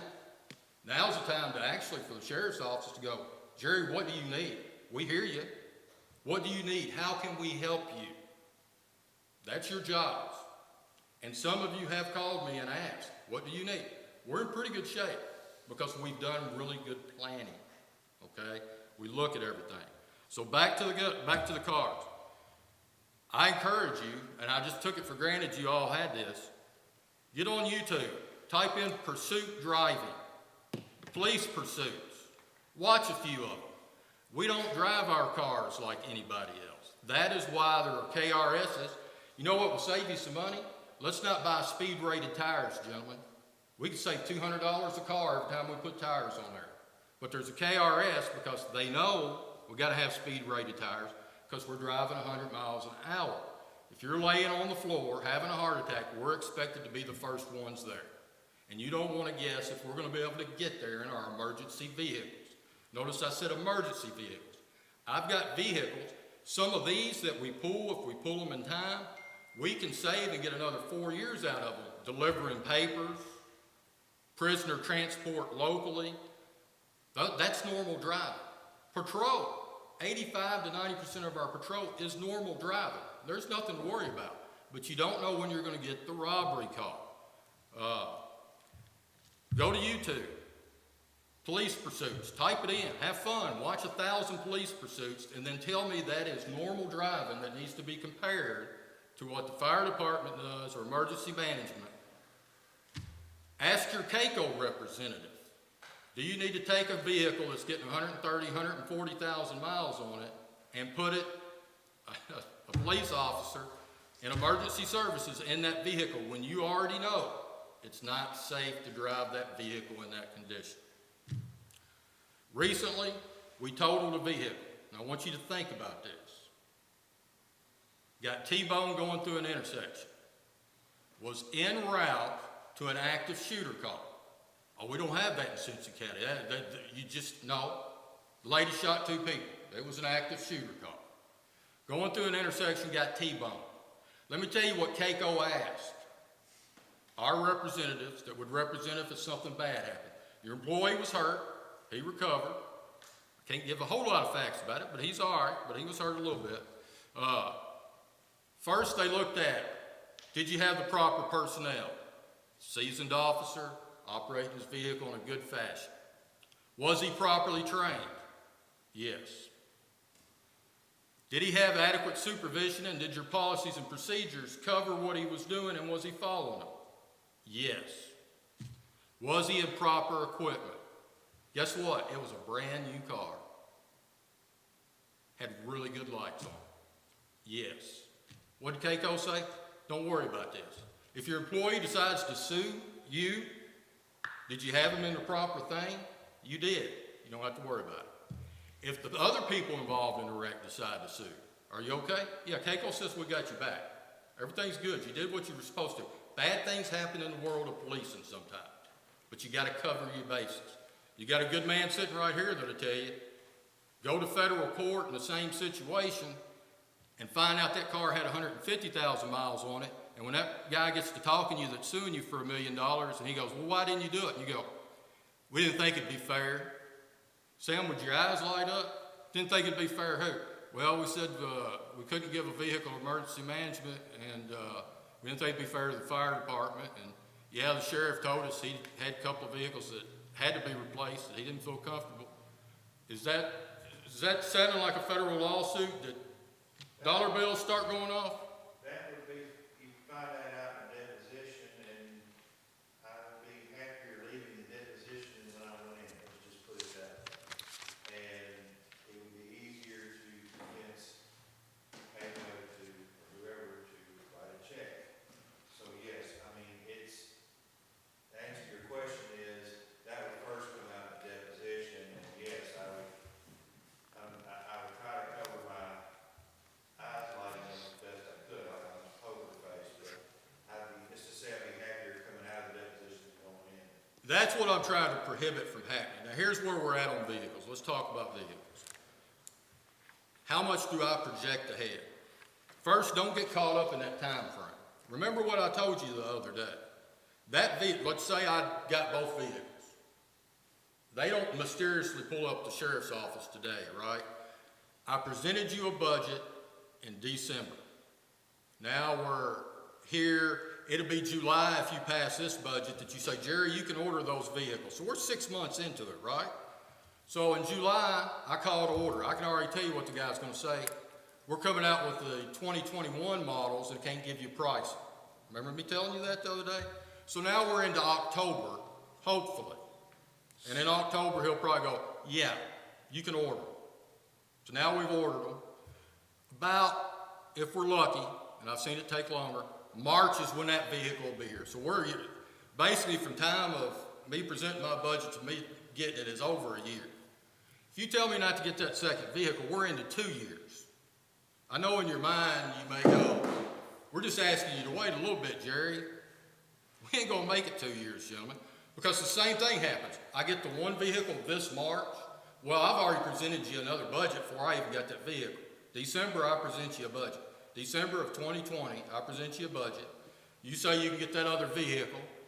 In July, you have to make the determination. October, I order it.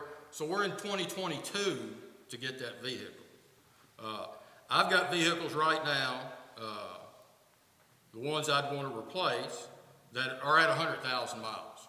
So even before we get these others, we're at about 110, 115 to 20 on those vehicles. We can sustain that till then, but we can't keep going. You see what I'm saying? It's not practical. We're looking at having 150,000, and that's just the two there. I've got 6 vehicles that I would say are questionable. When I say questionable, we're okay in using them now, but they're getting to the threshold that 2 years from now they won't be. So what do you call that? Well, I call about 90,000. If I've got a vehicle with 90,000 on it now, am I a little worried about getting it replaced at some point in time? Yes. So that's really all I've got. I'll leave it with this. I'm not asking for the vehicle for me. You're not doing me a favor. I don't want anybody to think Jared D's in here asking you for a favor for him. It's not for me. My advice to you as a fiscal court is to take my budget that was passed that we've planned around, that we've got personnel that are gonna need, emergency personnel, and to pass that, you know, if not, you're gonna put some citizens at risk, because if we wreck, we could be hurting somebody else. The employee, and you know how we've talked in the past about how it's hard to find police officers? Do you think an employee realizes when you put him in a vehicle that he has no business driving for his career path? Do you think he knows that? He knows it, and you're telling him exactly what you think of him when you do that. Doesn't have to be a perfect vehicle, but he knows when he's in a dangerous situation. People aren't idiots. Go out to one of the factories and hand them a mask and say, 5 other people wore this mask, but you'll be all right. You're telling that employee what you think of it. Lawsuits, and you're digging a bigger hole that you really don't have the means to get out of. When I say that, you're killing the fleet, and if in your mind you're going, Myron said it the other day jokingly, but he's right. Well, maybe someday there'll just be a big flux of money. Well, if there is a big flux of money, that's great, but I've been here 7 years, and I've always seen problem come to problem come to problem, and if you just make it, Marty mentioned giving it, no, I asked for 2 vehicles. They took one away, and yes, when they found out the pension, has the pension gotten fixed? The pension's not gotten fixed. That was 3 years ago. Yes. When all of a sudden they said, we're gonna freeze the rates and do this, Marty said, yeah, get that second, and we would have even been in a bigger. But you also remember about that time, I had to come up with some money to find ways to get some other vehicles because everybody was saying we couldn't. And I said, this is the only time I can fix it. So that's a long story. So I'll stay quiet, whatever y'all do. I'm not mad at anybody. Nobody's done anything bad. But now you've been educated. If you have questions for me, please ask. That's why I come to these meetings. I'm here to make sure nobody causes trouble and to answer your questions. So are there any questions I can answer about why? And 2 vehicles for an entire police agency, gentlemen, is not a big request, okay? We have 16 active officers. For the first time, we are fully funded as far as what the agency needs. Now, I'm always saying I'm trying to get the agency to where it needs to be. I'm not sitting here saying I want to hire more officers. I think we've peaked it out. I think we're right where we need to be because of the new people that we brought in. So, any questions I can answer, I'll be glad to answer for you. All right, I'll get out of your way. Thank you, sir. Thank you, sir. So here, yeah. You know, and Marty, I look back on this, if you look across that budget thing, and if you go back to 12, 13, all the way up to 17, 18, you've seen a natural increase of nearly $500,000 right there. So, I mean, yeah, I expect it to be right where we're at with the increase that we made last year, and we're gonna have to be there. Oh, yeah, but that's over from 12, 13 to, how many years is that? 5. Well, then, We're talking from about 3 18, 19 to 19, 20 is 1. Yeah, well, it's 3. That's still 500, Well, but 400,000. you were at 17, 18, 1, 2, 3 budget cycles ago, you were still at $2.5 million. 2.4 million something. It's really not an argument worth having. The situation is, we had several financial situations that have to get addressed. And the only way you're gonna address them is exactly what we've done, unless you're willing to just cut the employee crew to a skeleton. And there's certain services. We're hearing all of this. You know, here's the thing that I don't like about any of this. I don't like paying taxes any more than the next person. I honestly don't think that the decisions we made last year I honestly think they were right. If I didn't think they were right, I wouldn't have suggested them. I also expressly talked about every single thing that I'd done as I campaigned. So I wasn't hiding anything from the public when I got here. And the situation that we were facing was exactly what I thought it was. And it wasn't good. And now we have vehicles that need replacing. And by the way, I'm getting a list of all the vehicle fleet from all the departments, and I'm gonna have a discussion with Enterprise to see what could happen on a fleet rental thing, because honestly, it could save us money in the long run. I don't know how long it would take us to get there, but it's worth looking at the proposal.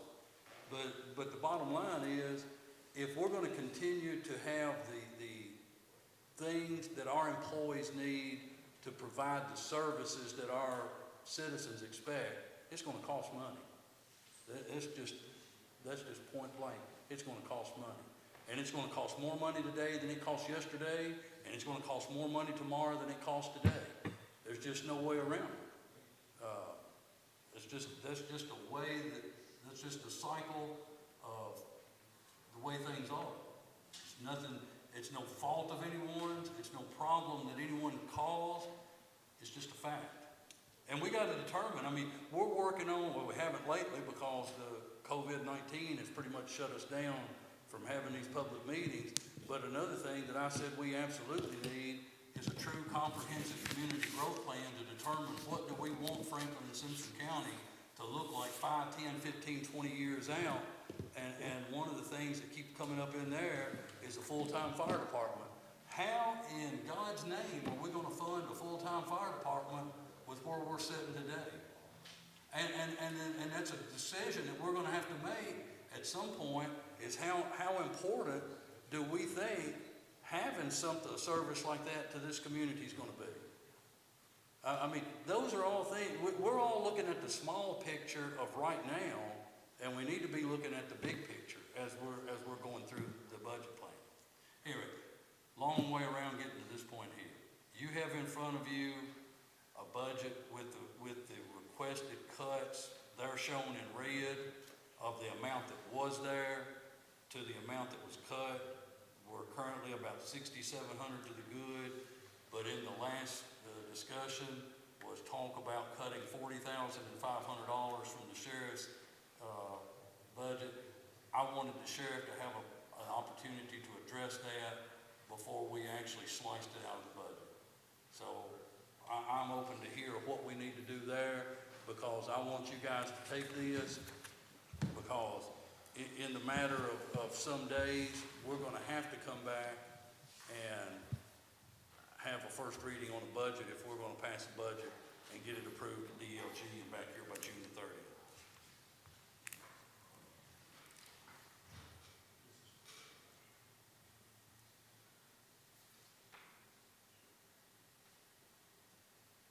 So I mean, I'm seriously asking for, is that the route? Is that the route that you want us to go?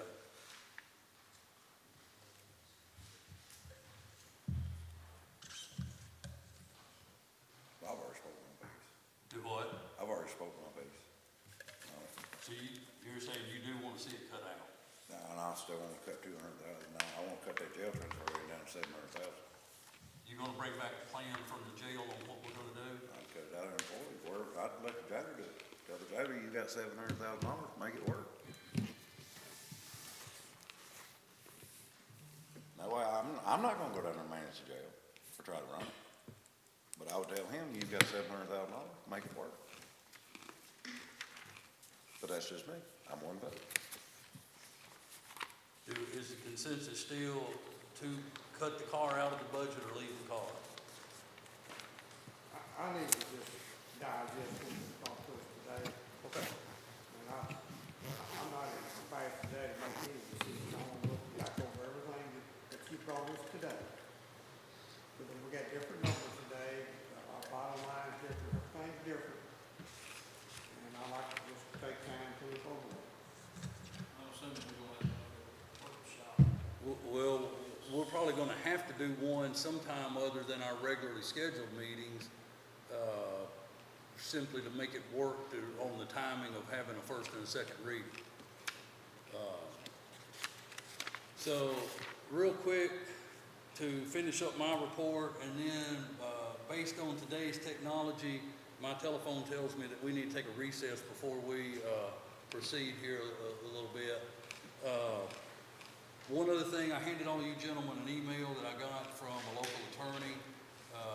There is a concern there, and I just want you guys to, I just wanted to present that to you.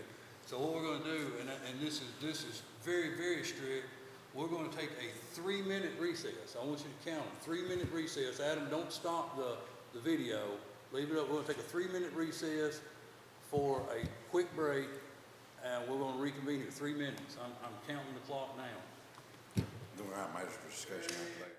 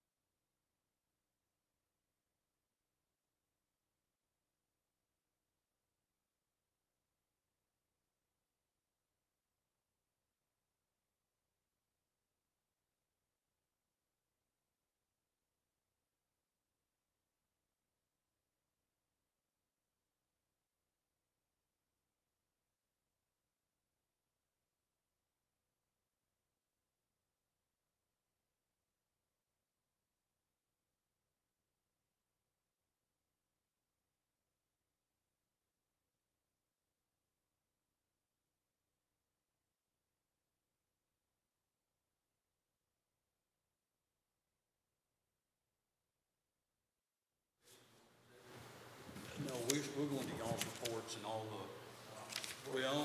We're gonna leave this room, we gotta go. No, we're back, we'll be back out of our recess into, other reports. We do have executive session to deal with, but we'll go through the reports.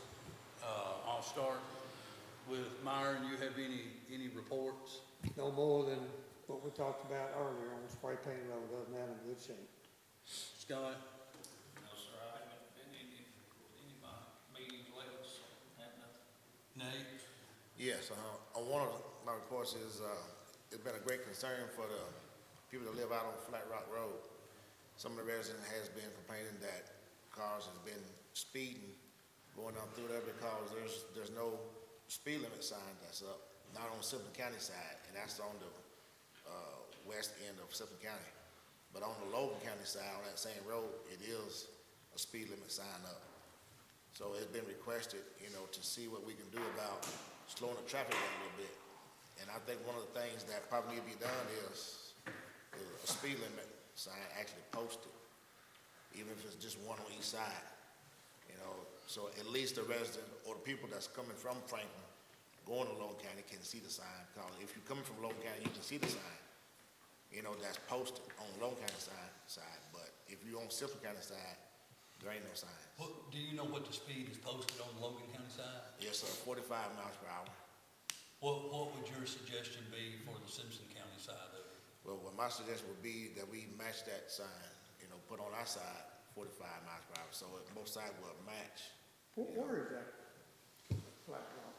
Go up Morgantown Road and take a left, on out. It's past 621, isn't it? Yeah, it's past 621. Yeah, it's Flat Rock Road. Is where they built that new church at a few years back, Yeah. that wooden church? It's basically takes you all the way to Auburn if you keep driving it out. Yeah. Okay. It runs into Auburn. So you're and of course, obviously, for Bobby to be able to post a speed limit sign, we have to vote to authorize the speed, or to set the speed, and authorize him to post a sign.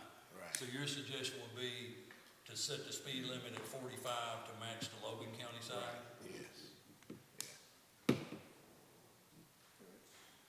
It's your district, you can make a motion to do that if you want to. Have you talked to the sheriff about this? I haven't talked to the sheriff about it yet, no. That's one thing you might want, I suggest. Here he is. Yeah, because he's gonna have to be the one to enforce it. So, I mean, we've done this in the past, we put up speed limit signs all over. If he's not gonna be able to enforce it, it doesn't really do a whole lot of good to put a sign up. So, it's whatever y'all wanna do. Like says, your district. But you can't enforce something, even if you guys are just out there random patrolling, can't force something without Yeah, posting it. if there's no limit posted and he catches somebody doing 80, they could arguably say, well, no speed limit posted, I thought I was on the Autobahn. So what is the speed limit? Well, the state of Kentucky, there are speed limits on every road by KRS statute, if they're not marked. However, some of our citizens get confused, and I totally agree with it. Some of our roads, you can drive 55, and it's not illegal to, but the roads are not capable of actually doing it. We can come up with a different charge on you because you're driving recklessly if it's on one of those roads, but yes, if you're trying to make it other than what the state mandated, speed limit would be, it has to be posted. If you want to do a reduced area, as long as it's posted, we can do extra control. If we see somebody, at that point, yes. So Nate, I'm guessing talking to the folks out there in your assessment, you feel like 45 is where it should be. I think 45 would be a good limit, yes. Well, I'm supportive of it if that's the route you want to go. I had a couple of guys call me that live out there, and I actually talked to Bobby. And Bobby, he said, this is not posted, I believe it's 55. Yeah, if it's not posted, it's 50. Right, and he looked that up, so to match what Logan County has done. I don't say, I've driven a few, actually, I've been going to It don't need to be 55. over there, some recently, and I'm just saying, 55 is probably a little excessive on that road. Just so y'all know, generally 35 is a residential neighborhood, unless it's 45 is an industrial area, like you're coming through town, and that doesn't mean there's one little store somewhere, it's actually. And 55 are for all roadways that are unmarked, that aren't a residential neighborhood. You can't go, like Broadway, for instance. Broadway's got a lot of houses up there, but it's not it's not a residential neighborhood. So you would go by the mark, and you live out of Broadway, you gotta go by the marking on the road. So 35, 45, 55 is the way it is. So did you make a motion? Yes, I'll make a motion to put a sign, a speed limit sign out on Flat Rock Road of 45 miles per hour. All right, so a motion by Nate, a second by Scott. Any more discussion? All in favor, aye? Aye. Any opposed? Very good. That's it. Marty? Samuel, is there any way to, like the house on, what was it, Stevenson Road, the sewer house that Randy Mann had asked about? There is a couple of mobile homes in my area, and they are just basically ready to fall down. The siding is off of them, the windows are out of them, there hasn't been anybody living in them in years. It's a real, for one, an eyesore, but it's also, those are the kind of places that people who, might decide to go in or whatever. They It's a attract- danger, and so. They attract vermin of the 2- and 4-legged variety. They're really, the lot around it is not growing up. Somebody is maintaining a lot, but the structures on it is ready to fall down. They need to be removed. What can we do to get? Well, we have, believe it or not, we have a code enforcement board, and we have a countywide property maintenance code. And I think you might want to contact them and see if we can't get them out there to, they have a mechanism for that sort of thing. And what I've always think, that's why I was saying we need one of these, because for this situation, and we can. I remember we had a long discussion. My position is in the county, unlike the city, their position is proactive, ours needs to be reactive, meaning when someone makes a complaint, we send someone out there and initiate. There's a board and everything, and they have an enforcement mechanism there. And so that would be my suggestion, is talk to property maintenance and have them go out there and take a look. And if I think I know what you're talking about. One's right beside the fire station on. So I think one of the interesting things about these times, I've been driving the county roads because it gets we've been driving around, gets the kids out of the house, and Stevenson was one of the roads, and I seem to remember what you're talking about. But I mean, that would be but if we didn't have the property maintenance code, our only real option would be to file a nuisance lawsuit, which is just practically useless. Right. And so that's what I'm saying, talk to the property maintenance people and see if we can't get out there and start proceedings to try to either improve the situation or have them, my guess, if they're old mobile homes, you can't really improve them, then you would just tear them down and move them. Well, we got the same thing in Vincent Neal, maybe what you. Matt Vincent, yeah. And that house, same way windows are out, holes in the. Once again, that's why we got a property maintenance board. Whoever owned it, I think, was deceased, and So is that a bank repossession deal, Tony? Or the bank has taken it back? I talked to Carter about this, but, and I don't want to speak out of turn, but he's pretty much like, if we don't dig it, and us tear it down. But what happens is you have, but I'm just saying, you have a property maintenance board, and they try to get the people there, and they can, yes, we would probably have to pay to, once it's done, to tear it down, but we slap a lien on the property. So eventually, that's what you do, you tear it down and remove it. Eventually, if it gets to that point, sometimes they do it themselves, sometimes they don't, and if that's the case, they authorize tearing it down, you tear it down, you remove clear it off, and then you put a lien on the property. So in the next 10, 15 years, someone wants to sell it, whatever, they gotta take care of that lien. So, Marty, do you want to contact somebody on that board, or do you want to get us an address? And Give we'll me a contact? name, give me the list of board members, I'll be glad to. The only other thing, I have and I've mentioned, I think I've mentioned it to you, but, I've had one individual that needs an approval from the planning and zoning board because to build a building, you know, but if that board hasn't met, I'd say it probably hasn't met in a couple of months, and, I don't know how many other cases do that, but maybe we could ask, the fiscal court could ask the planning and zoning to have a special call meeting now because they don't meet, I think, the last Thursday of the month.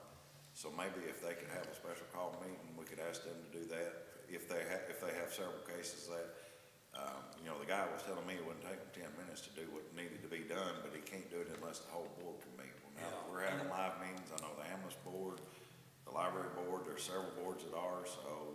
And I'll talk to Carter and see if they can go ahead and do that, and if they can't space out, I think they've been meeting over at City Hall. If they can't space out in that room, obviously they can use this room and space out. This guy had, I mean, I don't know the whole situation on the guy that was talking about him, but he said, you know, I don't even know if my lumber package is they're gonna honor the price on that. So if we have a few that are out there that have, you know, they could lose their pricing on their lumber packs and things like that because these boards can't meet, you know, maybe we could get them, we could ask them to have a special call earlier in the month and wait until the end of the month. Other than that, I'll talk to him and see if we can go ahead and do that. Counselor?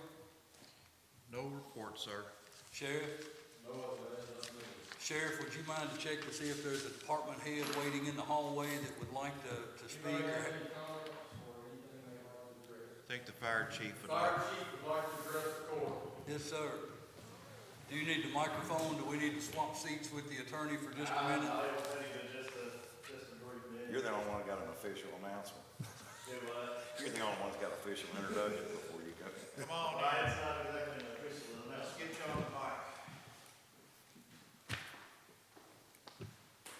I just wanted to take just a minute to just kind of echo the sentiments of the sheriff, you know, as far as emergency vehicles are concerned. I think he did a fine job of, you know, explaining the difference. And, you know, I understand we did ask for a vehicle, and I understand we're on tough times and, you know, we had to take it out of the budget. I understand those things. But I just want you guys to understand that this is not a runaround vehicle. It's, you know, this is actually an emergency vehicle that we respond in. So one of the primary response vehicles, you know, that we, myself and Captain Take Home, you know, to drive back and forth in an emergency capacity. We do have one vehicle that is I would be okay classifying it as a runaround vehicle. Now, we do run emergency traffic in it when those guys are typically around town where we're out doing pre-plans and you know, those kinds of things. So typically we're close by and in areas where we're not, you know, driving, you know, at a high rate of speed. So, and again, I'm trying to kind of actually figure out a way that maybe we can even get rid of that vehicle just so we can get it shed of our maintenance budget. But as part of this process, and again, I mean, I understand where we're at and, you know, we can't afford a new vehicle. It will likely increase our fleet maintenance though, because the vehicle that the captain is, that Nelson is in, is going to require some level of maintenance, probably a new transmission. And, you know, I'm not keen on putting a new transmission in a 2008 Cruiser. You know, I got to figure at some point the cost of those repairs is going to be more than what the actual vehicle is worth. You know, again, and if that's where we're at, then so be it. That's okay. Just understand that, you know, as part of my fleet maintenance budget that was already, I've already came once this year and asked, I think, for like an additional $17,000. And I think it was originally like at 22 or 3 that we've had to add just for, you know, maintenance issues are tricky. You know, you budget the best you can for them.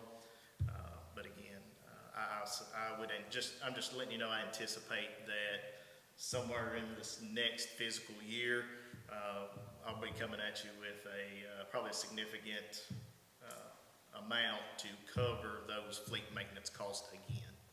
So, just wanted to throw that out there. So, any questions of me? Nope, I appreciate you, Hey, Chief. thank you guys very much. Thank you.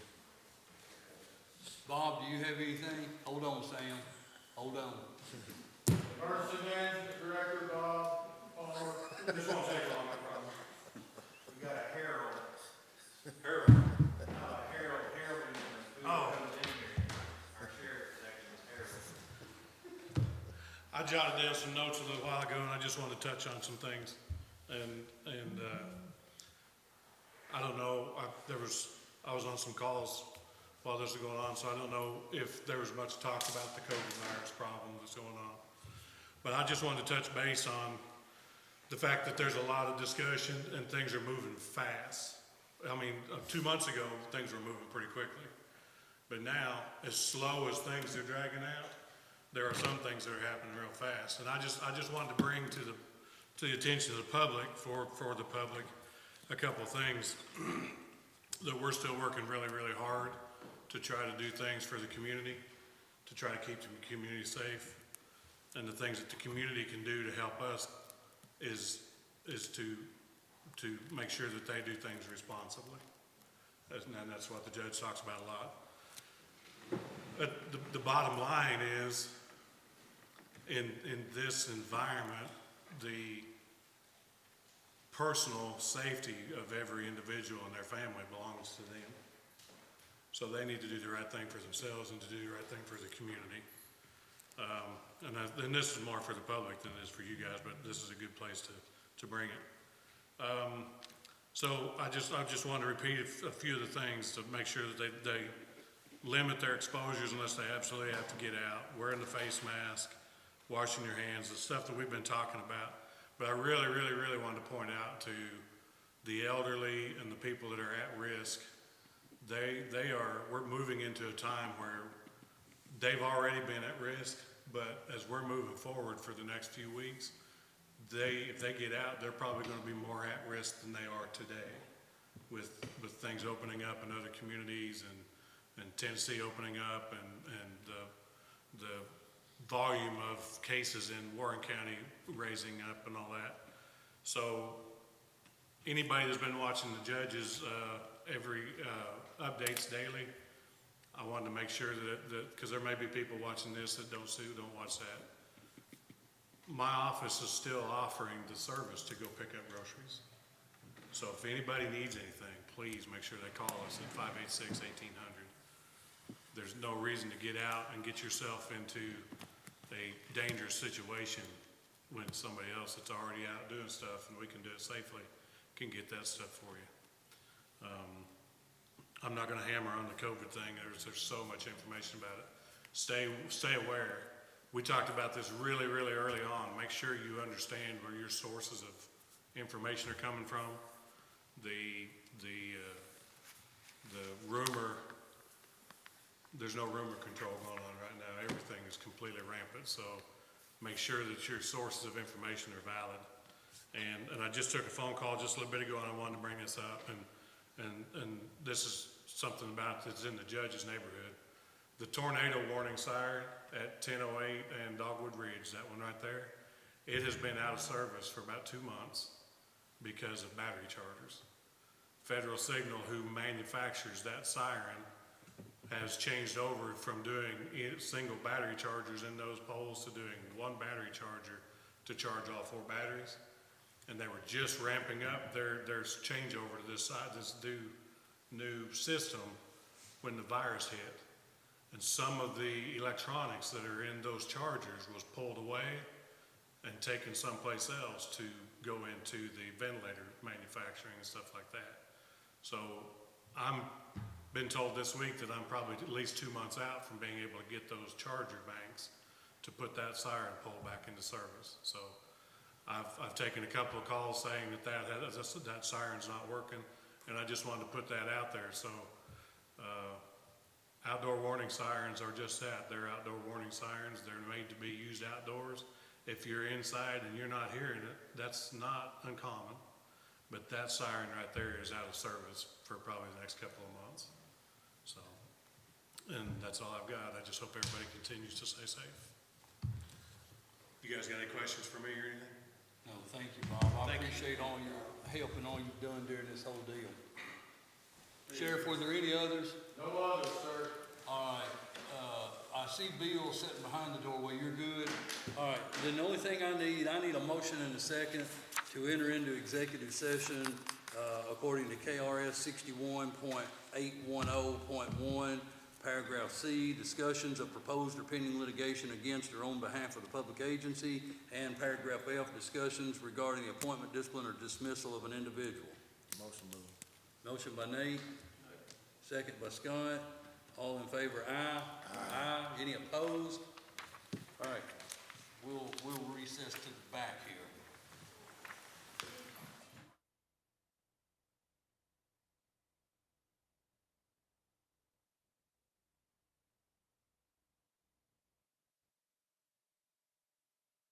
Motion moved. Scott, all right, so motion by Nate, Scott seconded to come out of executive session. All in favor, aye? Aye. Any opposed? No action, so all we need now is a motion to adjourn. Motion to adjourn. I heard Marty and then Nate. All in favor, aye? Aye.